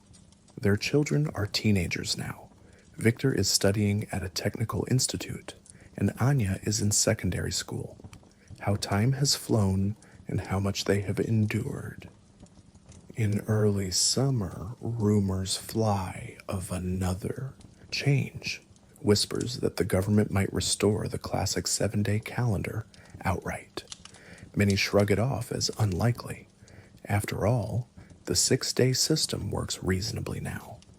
But on June 26, 1940, the news breaks officially. The Soviet Union will return to the traditional week with Sunday as the universal day of rest. The next day's papers carry the decree. At breakfast, Alexei reads it aloud to his family, his voice a mix of astonishment and joy. The interrupted 7-day week is reinstated, with Sunday as the common day of rest, he reads from Pravda. Effective immediately, the 6-day week is abolished. The children cheer, especially Victor, who with youthful enthusiasm declares it means we'll get real weekends now. Natalia smiles broadly, but Alexei notes one paragraph printed further down, and he reads that too. At the same time, measures are being introduced to strengthen labor discipline. Unexcused absences and tardiness will be severely punished. They all absorb that silently. It seems the state, while granting back the weekend, is tightening its control in other ways. So they give us Sunday and take away our freedom to skip even a day, Victor mutters cynically. He's at that age where he questions authority. Alexei cautions him, mind your words, but yes, it means we must be very diligent. They do not expect anyone to misuse this privilege of the common day of rest. Despite that sober note, the overriding emotion in the household is happiness. They decide to celebrate the return of Sunday properly. The first Sunday of July 1940 finds the family attending a morning service at a church near Arbatskaya Square, something they had not done openly as a whole family in well over a decade. Alexei, not particularly religious before, finds himself moved by the ceremony. Standing in the candlelit nave beside Natalia, his mother, and children, he feels a continuity with the past and a hope for the future. Anna Ivanovna's eyes glisten with tears of joy. She whispers a prayer of thanks that she lived to see this day. After church, they host a midday dinner at home, inviting 2 close neighbor families. It becomes a proper Sunday feast with laughter echoing in the rooms. There's cabbage soup, roast potatoes, and even a bit of pork sausage that one neighbor had saved for a special occasion. The radio is tuned to a station playing classical music softly in the background. As they all sit together at the extended table, several small tables pushed together to accommodate everyone, Alexei looks around at faces young and old, united in leisure and camaraderie. This is what he missed the most during those long years of disjointed time. This togetherness, this sense that life is not just work and individual duty, but a shared journey with days set aside to simply be human together. In a quiet moment after the guests depart, Alexei steps onto the balcony with a cup of tea. The Sunday evening sky is streaked with hues of rose and gold as the sun sets over Moscow's rooftops. He reflects on the tumultuous experiment that was work without weekends. As a man of words, he finds himself framing it in his mind like a story, how the nation chased a utopian idea of uninterrupted progress, and how that idea collided with the intimate realities of family and faith, of exhaustion and time's natural flow. They are all a bit scarred by it, perhaps, but also resilient. He thinks of the young couples he saw in 1929, separated by mismatched schedules, and now perhaps reunited on weekends. Of his students, some of whom grew up knowing nothing but that odd schedule, and who will now learn what a Sunday means. He breathes in the cool dusk air and sips his tea. In the distance, a single church bell rings. It is the one at Yelokovo Cathedral, sounding the call to evening prayer. Once its peal might have gone unnoticed under the clatter of the workday. Tonight, it rings in a city at rest. Natalia joins him on the balcony, draping a light shawl over her shoulders. She slips her arm through his, and together they gaze at the calm scene below. A street empty of laboring crowds, a few children playing tag in the courtyard, neighbors chatting leisurely by the gate. "It feels right, doesn't it?" she says softly, "to have Sundays again." Alexei nods. "Yes," he replies. "It feels as if the heartbeat of life is steady again." He knows Monday will come soon enough with all its demands and the strict expectations the state now imposes on workers. But that is tomorrow. Today has been a true Sunday, a gift hard-earned and deeply savored. As night falls, the family prepares for the week ahead. The children, for once, do not grumble about bedtime. The contentment of a full day with loved ones has mellowed them. In their own bedroom, Alexei and Natalia turn down the lamp and share quiet words before sleep. "We've come full circle," she whispers. "It was a long experiment." Alexei agrees, adding thoughtfully, "We learned something, I think, that progress cannot be measured only in output and quotas. It must also be measured in well-being. This, what we feel now, together." Natalia rests her head against his shoulder, and he feels a wave of gratitude. Soon, all are asleep in the gentle embrace of the summer night. The city's sounds are peaceful, distant footsteps, a lone automobile, the rustle of trees. For the first time in many years, Moscow slept on a Sunday and will awake on a Monday like a normal week, the cycle restored. And in the dreams of those who endured the years of the continuous week, perhaps there is a newfound appreciation for the simplest of human arrangements. A day of rest that is shared, a time when all the separate journeys converge, if only briefly, so that people may find one another again. In the quiet of their room, Alexei and Natalia sleep soundly, knowing that when the next Sunday comes, and the next, and the next, it will be theirs to share, a steady cadence of peace, amid whatever challenges the future might bring. Fields, out of step, a kolkhoz worker's tale. Morning light spread slowly over the gentle hills and birch groves of a village in the Russian countryside circa 1930. Ivan Stepanovich, a sturdily built farmer in his 50s, steps out of his wooden cottage and breathes in the crisp air. It is Sunday, a day that for all his life has meant a pause in the week's labors. The roosters crow and a few early risers lead cows to pasture, but otherwise the village of Klinovo is calm. In the distance, the small white church by the river reflects the dawn. Though the church's bells have been officially silent for years, a result of the revolution's secular policies, some say you can still hear a faint ringing on Sunday in your heart if you listen. Ivan certainly feels it, an internal clock shaped by decades of tradition, telling him today should be a day of rest and worship. But things in the Soviet countryside are changing too.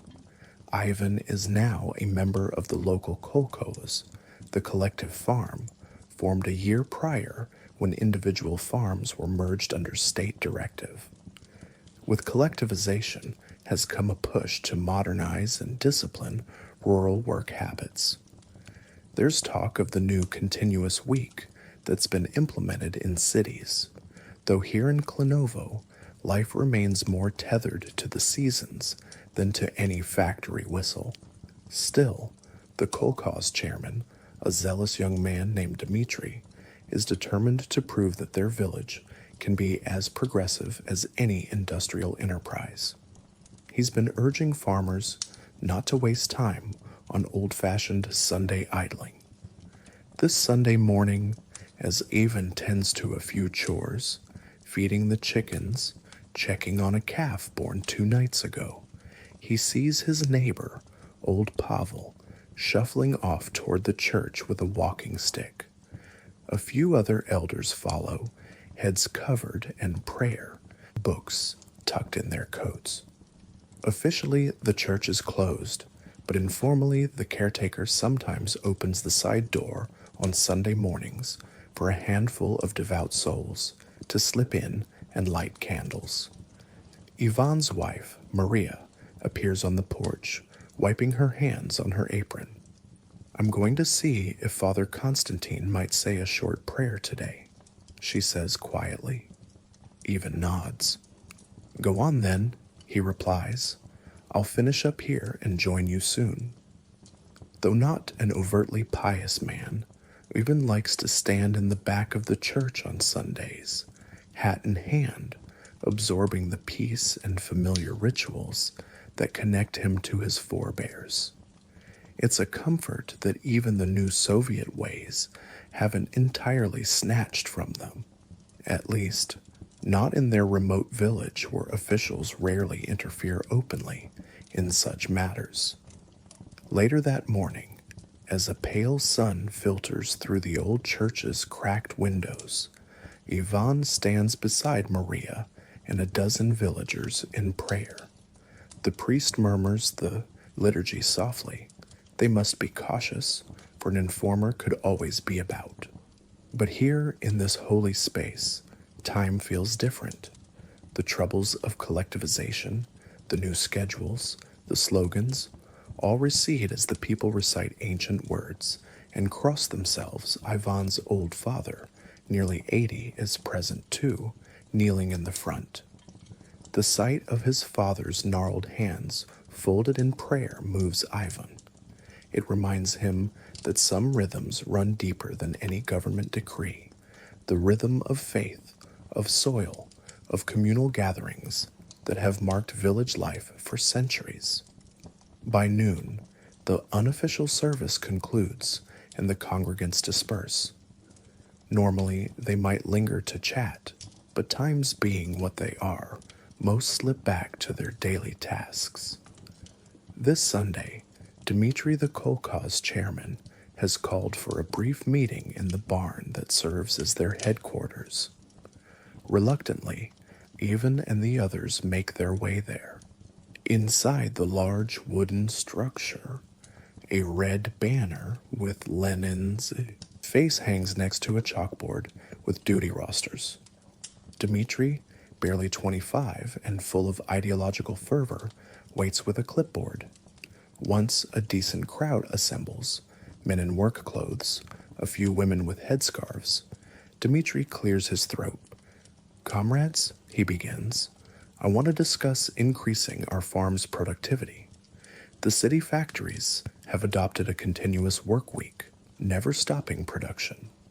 We too must ensure continuous effort, especially now in planting season." Ivan exchanges a glance with his friend Sergei, a tractor driver.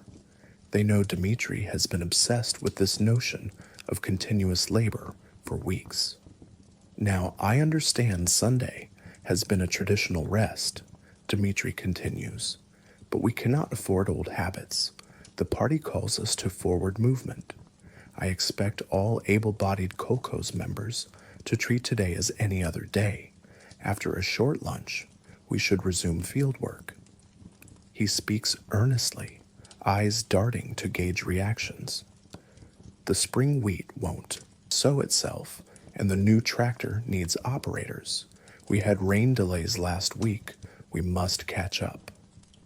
A few nods come from the younger villagers, particularly those in Komsomol, the Communist Youth League. But many older faces remain impassive or skeptical.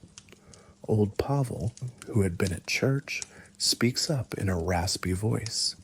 "Dmitri, the fields are still muddy from the rains. If we rush planting today, we'll get the tractor stuck. Better to let the ground dry another day." A couple of other farmers voice agreement. It's true, they all know the earth intimately and trust its signs over any paper schedule. Dmitri flushes slightly. "We can't just sit idle because of a little mud," he insists. "And anyway, tomorrow might bring more rain. We must utilize every moment." Another voice, Sergei's wife Galina, interjects gently. "Comrade Chairman, many of us also use Sunday to tend personal needs, mending clothes, baking bread for the week, or spending time with our children. If we work every single day, things at home fall apart." Her tone is respectful but firm. The meeting soon turns into a cautious sob back and forth. Dmitri trots out ideological points. The kulaks and priests liked Sundays because it kept the peasant ignorant and drunk on church opium, he declares, referencing anti-religious propaganda. "We are building a new life where labor is noble and continuous progress is our prayer." Some villagers shuffle their feet, and a faint sigh can be heard in the rafters of the barn. They respect Dmitri's position, but his words clash with their lived reality. Seeing the lukewarm response, Dmitri softens his tone. "Look," he says, "I'm not against you seeing to your household or even resting a bit. But as our kolkhoz grows, we need to show the state we're as dedicated as any factory. Perhaps we compromise. Half the day for work, half for rest." The farmers murmur among themselves. This seems more reasonable. Ivan speaks up for the first time, his deep voice measured. "We'll bring out the tractor after lunch and see how far we get. If the fields allow, we'll work a few hours." There are nods.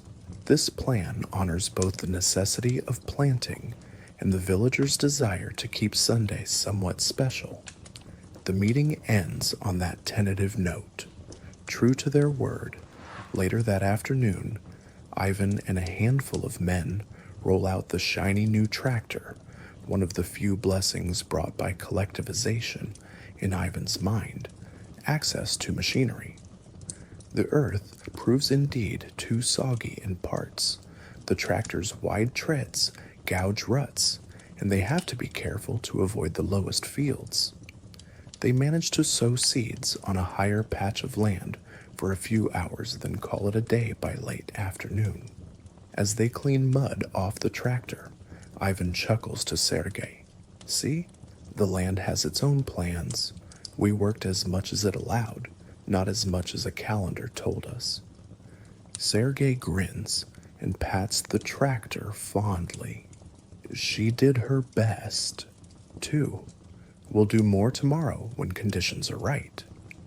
In that simple statement lies the unspoken sentiment of the village. Nature dictates their schedule more than any bureaucrat can. The seasons turn, and with them the ebb and flow of farm work. Throughout 1930 and 1931, the notion of the uninterrupted week remains something of a distant curiosity in Klinovo. The kolkhoz officially post work schedules on the barn wall. At one point, Dmitri even drew up a fancy chart dividing workers into 5 groups like he heard the cities did, each with a different rest day. But the chart quickly becomes an object of quiet satire. The villagers laugh that according to the paper, Ivan should rest on Yellow Day, whatever that means, and Sergei on Blue Day. But in reality, if a cow goes into labor on any day, Ivan will tend to it, and if the wheat needs harvesting, everyone, no matter their color, will be in the fields. On one occasion in 1931, a regional party inspector visits Klinovo to check on progress.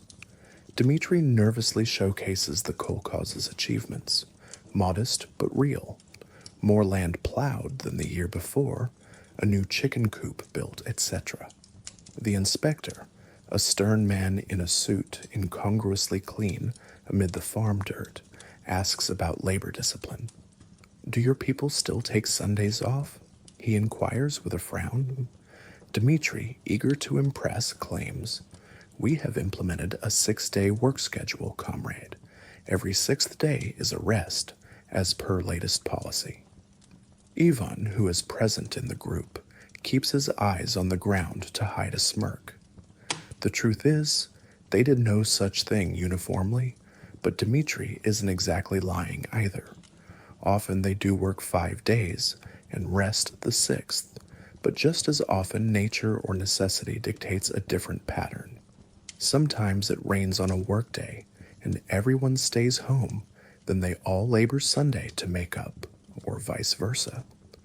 The village's reality is fluid, not easily forced into a tidy cycle. The inspector nods, satisfied enough by the answer and the lack of open church attendance he could spot. After he leaves, life returns to its quietly adjusted ways. Dmitri, for all his initial zeal, gradually learns pragmatism too. He stops pushing so hard against the grain of village custom. In fact, by harvest of 1932, he's the one who proposes that they all take off the upcoming religious holiday of Trinity Sunday after the grain is in, a sort of reward for hard work. He frames it in secular terms, of course. Comrades, we'll organize a communal celebration after harvest on this day. Everyone knows. The date coincides with the church feast, but no one says that aloud. They will have a state-sanctioned harvest festival which conveniently aligns with the old holy day. In the end, work gets done and the community spirit is maintained. However, not all is idyllic in rural life. The early 1930s are tough. There are shortages, the pressure to deliver quotas to the state, and rumors of famine in other regions. Klinovo is spared the worst of starvation, but they have lean times. For Ivan's family, the question of which day is off takes a back seat when faced with thinning soup and worried faces around dinner. They slaughtered an extra pig secretly to keep meat for winter, an act that, if discovered, could be branded as hoarding from the collective. But survival often trumps ideology on the farm. In such dire months, they rest when they're too weak to work and work when they must, regardless of official calendars. It's now 1935. Ivan's son Mikhail, who once went to the city to work in a factory, has returned to the village for a visit. They sit one evening under the elm tree in the yard, sharing a bottle of homemade kvass. Mikhail has a thin, tired face and lines that a 30-year-old shouldn't yet have. City life during intense industrialization has worn on him. As crickets chirp and the warm summer dusk settles, he describes to his parents and sister the strangeness of the continuous week he experienced in Leningrad. They had colored cards for days off, he says, shaking his head. One week, my free day was a Tuesday, next week, a Monday. You lose track of what's what. Honestly, it drove me half mad. I never knew when my friends would be available or when a store might randomly be closed. Maria clucks sympathetically, refilling her son's cup. We heard tales, but it sounds even worse from your telling, she says. Mikhail nods vigorously. One of my buddies there, a fellow from a nearby village, he hated it so much he quit his factory job. He said, they turned my good clean Sunday into some violet-colored fifth day. I'd rather go back to milking cows than live like this. And you know what? He did go back to his village. At this, Ivan and Maria exchanged looks of mixed amusement and pride. Their son continues, I don't blame him. At least here, you all still gather on Sundays. In the city, I felt lonely even with crowds around because everyone was on a different timetable. Ivan pats Mikhail's shoulder. Stay a while with us, son, he says kindly. The hay needs cutting, and we'll do it together on the old schedule. 6 days work, then Sunday we'll rest and go fishing. Mikhail smiles. That sounds like heaven to him. By the late 1930s, the divide between urban and rural rhythms that Mikhail spoke of has started to close somewhat. The 6-day common week in cities, since 1931, brought their rest pattern a bit closer to normal, though still 1 day short of the traditional week. But for Klinovo, even that change in the city scarcely affected them. They had all along effectively lived by something akin to a 7-day rhythm because it was pragmatic and culturally ingrained. Peasants continued to bring produce to the district town's marketplace on Sundays, the only day most townsfolk would all be free to come by, 6-day week or not. Thus, the market persisted weekly, quietly flouting any novel calendar distinctions. And though official reports might never admit it, everyone from the kolkhoz leader to the party inspectors came to accept that the village ran on its own beat. In private, even Dmitri admits to Ivan one day, the truth is, our work is already continuous in a way. Crops and animals don't wait for a particular day. We didn't need a fancy system to tell us that. Ivan chuckles, clapping the young man on the back. Over the years, their relationship has evolved into one almost like uncle and nephew. Dmitri often seeks Ivan's practical wisdom. One bright Sunday in 1937, a rare event occurs. The church bell rings openly. The villagers are stunned at first. It turns out the bell was restored for a special occasion, the 20th anniversary of the revolution, when local authorities allowed the bell to be rung as part of a historical reenactment of sorts, since in 1917 bells rang in jubilation as well. Hearing the familiar peal echo over the fields at the start of the rest day moves many to tears. To them, it's as if the old and new worlds merged for a moment. That day, after a morning of official celebrations in the village square, Speeches, a communal feast, even some accordion music for dancing. The evening finds Ivan and a few neighbors sitting on a fence, watching the sunset and chatting. They rang the bell for Lenin's memory, but my heart heard it for Sunday, old Pavel says, eyes closed. I felt young again hearing it. The other men agree quietly. One of the Komsomol girls passing by overhears and smiles. Even she felt a certain joy at the bell, though she's been taught to reject its religious significance. In these small ways, the village keeps its soul alive.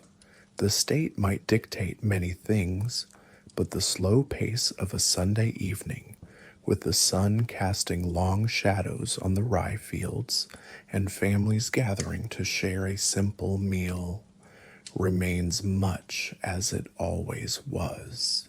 Then comes June 1940. The news of the return to a full 7-day week with Sunday, officially reinstated as the day of rest, reaches Klinovo a bit later than the cities, via a letter from Dmitri's friend in the district capital. When Dmitri announces it at the Kolkhoz meeting, he wears a bemused grin. Comrades, apparently it's back to the old week across the whole Union, he says. From now on, Sunday is the fixed day off for everyone. The experiment of the last decade is over. A round of chuckles rises from the gathered farmers. One man jokes, "We'll try to adjust to having Sundays off again. Somehow we'll manage." The room breaks into laughter, knowing full well they've kept Sunday in their hearts all along. Maria, standing beside Ivan, quietly thanks God under her breath. For her, this means she can take her time at church without any pretense or worry about missing work. Not that it stopped her much before, but now it feels vindicated. Ivan wraps an arm around her shoulders, sharing in her contentment. He thinks of his father, who passed away the previous year at nearly 90. How pleased the old man would be to know that the country came back to its senses at least regarding the weekly day of rest. That Sunday, the village holds an unofficial little celebration after church. Almost spontaneously, people gather in Ivan's yard because he has the largest apple tree that provides good shade. Someone brings a samovar, another brings fresh-baked pies. The children run around playing tag while the adults settle on benches and logs, sipping tea and chatting. They talk about mundane things, the hopeful prospect of a good potato crop whose cow is calving soon, but there's a lightness to it, a sense of relief. It's as if an awkward chapter quietly closed, Dmitri remarks to Ivan while nibbling a pie. In the end, not much changed for us, but I'm glad it's official. No more mixed messages. Ivan nods. He pours a bit of tea into the saucer to cool and slurps it, a habit from his youth. Official or not, we did what we had to do, but it's good to have the old ways recognized. It feels natural. As afternoon sun filters golden through the apple tree leaves, the conversation turns reflective. One of the elder women, Auntie Dunya, smiles as she recalls how, even in the tensest times, villagers found ways to keep Sunday special. Remember how we'd sometimes call it Communal Culture Day, just to have an excuse to not go to the fields? She says, and everyone laughs. Or how, when the continuous week was first bragged about on the radio, Uncle Pavel said, "They may have their calendar, but the cow will still need milking on Sunday, and I'll still take my nap after lunch." The group chuckles, glancing at Pavel snoozing nearby under the tree, as if on cue, his hat over his face. The children overhear these bits and ask curiously, why did they want to get rid of Sunday anyway? Dmitri, the once firebrand now mellowed, answers kindly. They thought it would make people work more and forget old religious ideas. But it turns out people need to rest together, and some ideas are hard to forget. Ivan adds in a soft rumble, it's like trying to tell the seasons not to change. You can't. Winter will make us slow down, spring will make us busy, and by summer's end, we're thankful for a Sunday to breathe. The kids seem to accept this, scampering off to their play. The adults sit a while longer in companionable silence, listening to the rustle of wheat in the breeze and distant cluck of hens. The sky is brilliantly blue, with cottony clouds drifting, as unhurried as this peaceful day. In the months that follow, life in Klinovo continues, touched only gently by the larger forces at play. The war is on the horizon, though none of them know how drastically it will soon intrude. For now, they relish the small victory of common sense. Restored. On Sundays, the church door stands openly ajar. No need to sneak anymore. The morning service grows a bit more crowded as those who had stayed away return, now that attending doesn't conflict with work. By midday, the whole village truly slows. Men gather to mend tools or simply gossip on street corners. Women do laundry or gather at the communal well exchanging recipes and news. Children know Sunday means perhaps a treat, a bit of honey on bread, or a swim in the creek if it's summer. One Sunday, not long after the change, Ivan takes his fishing pole and invites Dmitri and Mikhail, who did move back home, to join him at the river. The three generations, young, middle-aged, and older, walk along the path through the meadow. Wildflowers speckle the grass, and the air hums with bees. They find a familiar shady spot on the riverbank and cast their lines. For a while, they simply sit in that companionable quiet that fishing engenders. Ivan feels the warmth of the sun on his shoulders and thinks back over the tumult of the past decade. So many mandates from afar, so many experiments tried on their lives. And yet, here they are, fundamentally the same as before, tending the same land, upholding the same communal bonds. Eventually, Mikhail reels in a modest carp, and Dmitri catches 2 small perch. They decide that's enough for a nice supper soup. As they head home, fish strung on a willow branch, Dmitri muses aloud. You know, all those plans drawn in offices never fully captured what it's like out here. We aren't lazy or backward. We just dance to a different music, one that's been playing longer than any of us have been alive. Ivan grunts appreciatively at the poetic turn of phrase from the young man. Well said, lad, he replies. The land's music, the season's music, that's it. We tried to teach them that by living it. Maybe they finally listened. Mikhail shields his eyes against the lowering sun, adds with a grin, at least I don't have to explain to any city boss why I won't come in on Sunday anymore. That was always a hard conversation. They laugh together, recalling his earlier tales. Reaching the village, they part ways to prepare dinner. Ivan enters his cottage to find Maria and their daughter setting the table. The rich aroma of borscht fills the cozy room. Maria has been cooking beets, cabbage, and potatoes all afternoon, and with the fresh fish they'll add, it will be a feast. The family sits together, joined by a couple of neighbors who drop in. As is common on leisurely days, there's always an extra bowl for a friend. They eat, talk, and enjoy the unhurried evening. As dusk falls, Ivan steps outside. The sky is painted with strokes of orange and purple. Smoke curls from chimneys as families settle in for the night. The familiar sounds of a village ending its day bring a deep contentment to his soul.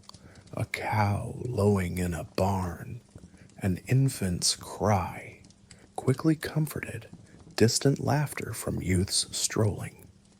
These are the sounds he grew up with on Sundays, the same before the Revolution and after, and now likely to continue long into the future. He looks toward the small church, its silhouette visible against the fading light. He recalls a piece of scripture about there being a time for every purpose under heaven. Over the last decade, they had seen a time of disruption and a time of return, a time of imposed change and a time of quiet resilience. Ivan takes off his cap, scratches his gray hair, and then puts it back on firmly. He feels grateful that common sense and natural rhythm prevailed, grateful for his community that held together through it all. Time to rest, he murmurs to himself, echoing words he has said at the end of every week of labor. And indeed it is. In Klinovo, as stars prick the velvet sky, the villagers retire one by one, hearts and bodies replenished by a day spent as humans were, always meant to, in work when necessary, in rest when possible, and in the company of one another under heaven's dome. The fields around lie dark and peaceful now. They will call again with sunrise for the toil to resume. But the knowledge that next Sunday and every Sunday after will be waiting as a shared day of peace makes the prospect of another week's labor easier to bear. In this way, the village's story through the era of work without weekends ends not with a dramatic climax, but with a gentle affirmation of enduring truths.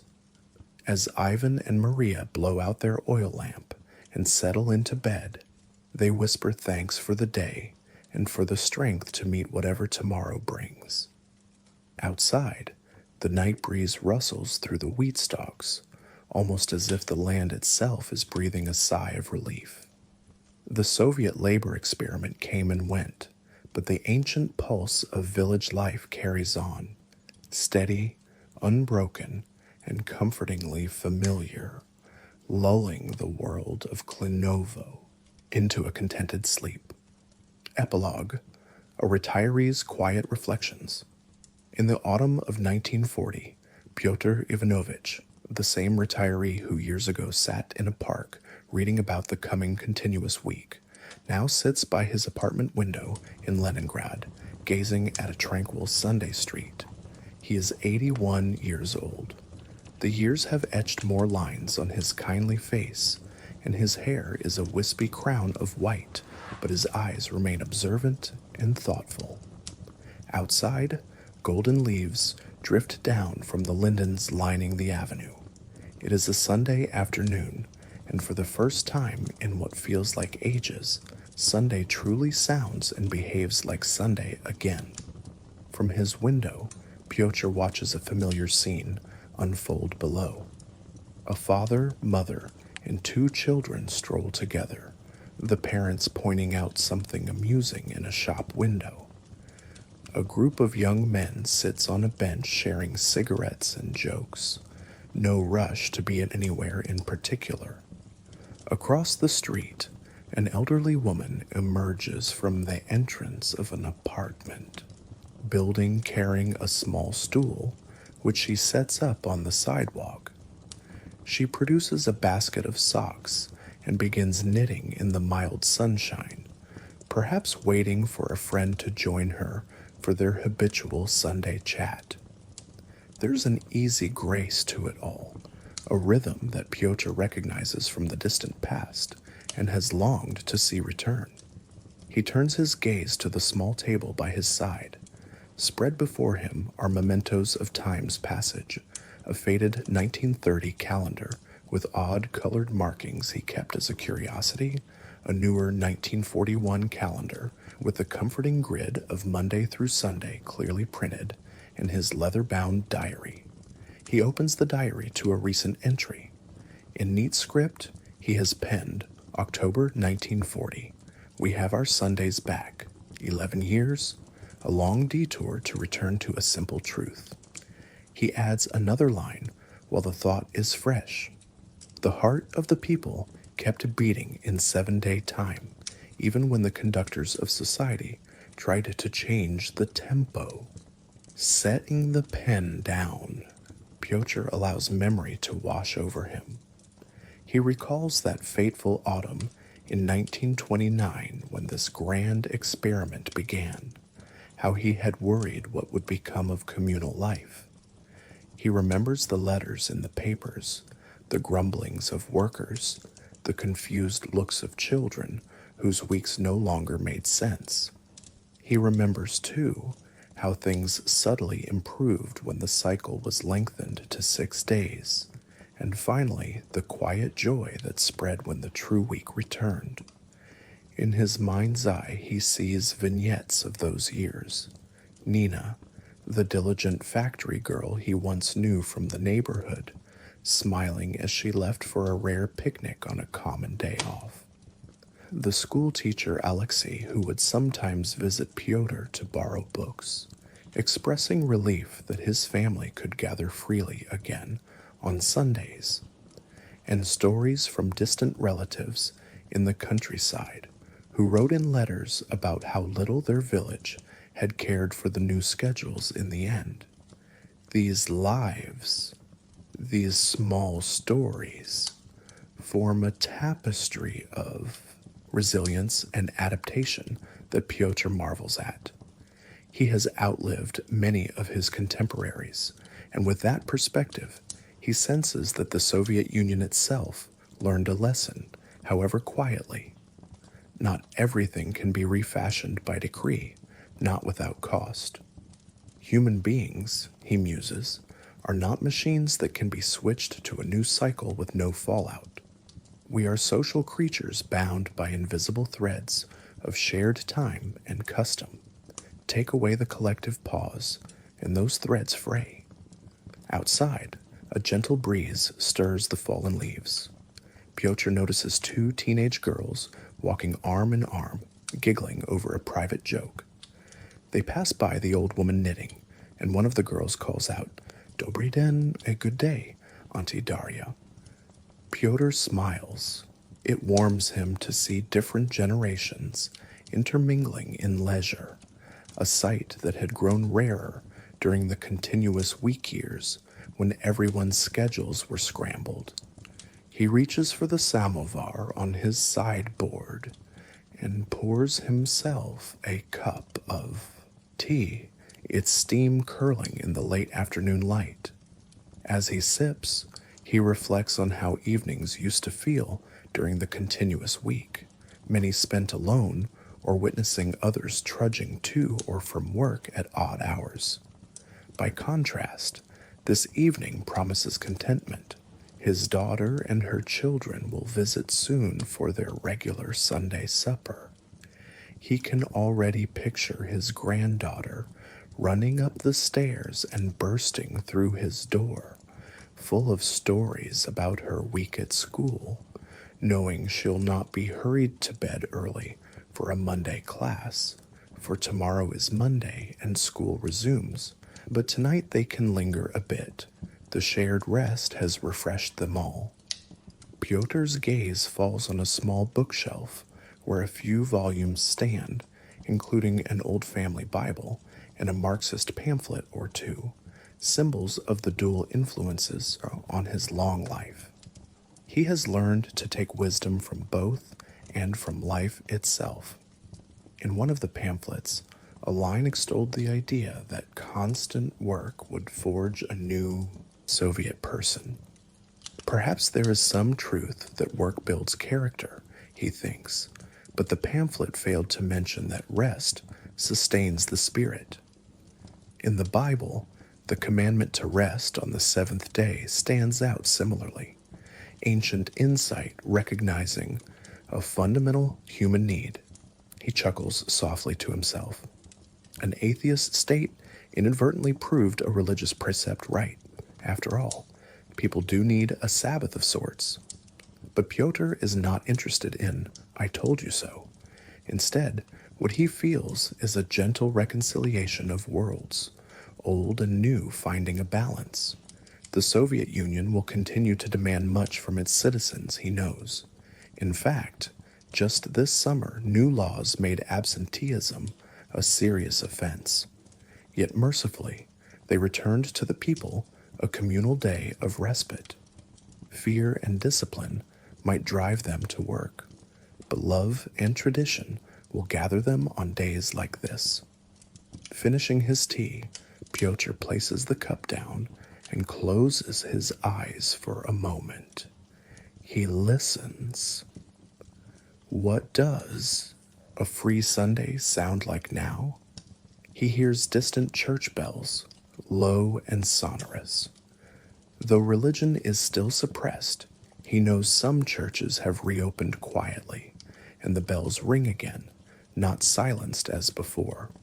He hears laughter from the street, a child's high-pitched squeal as someone lifts her up playfully.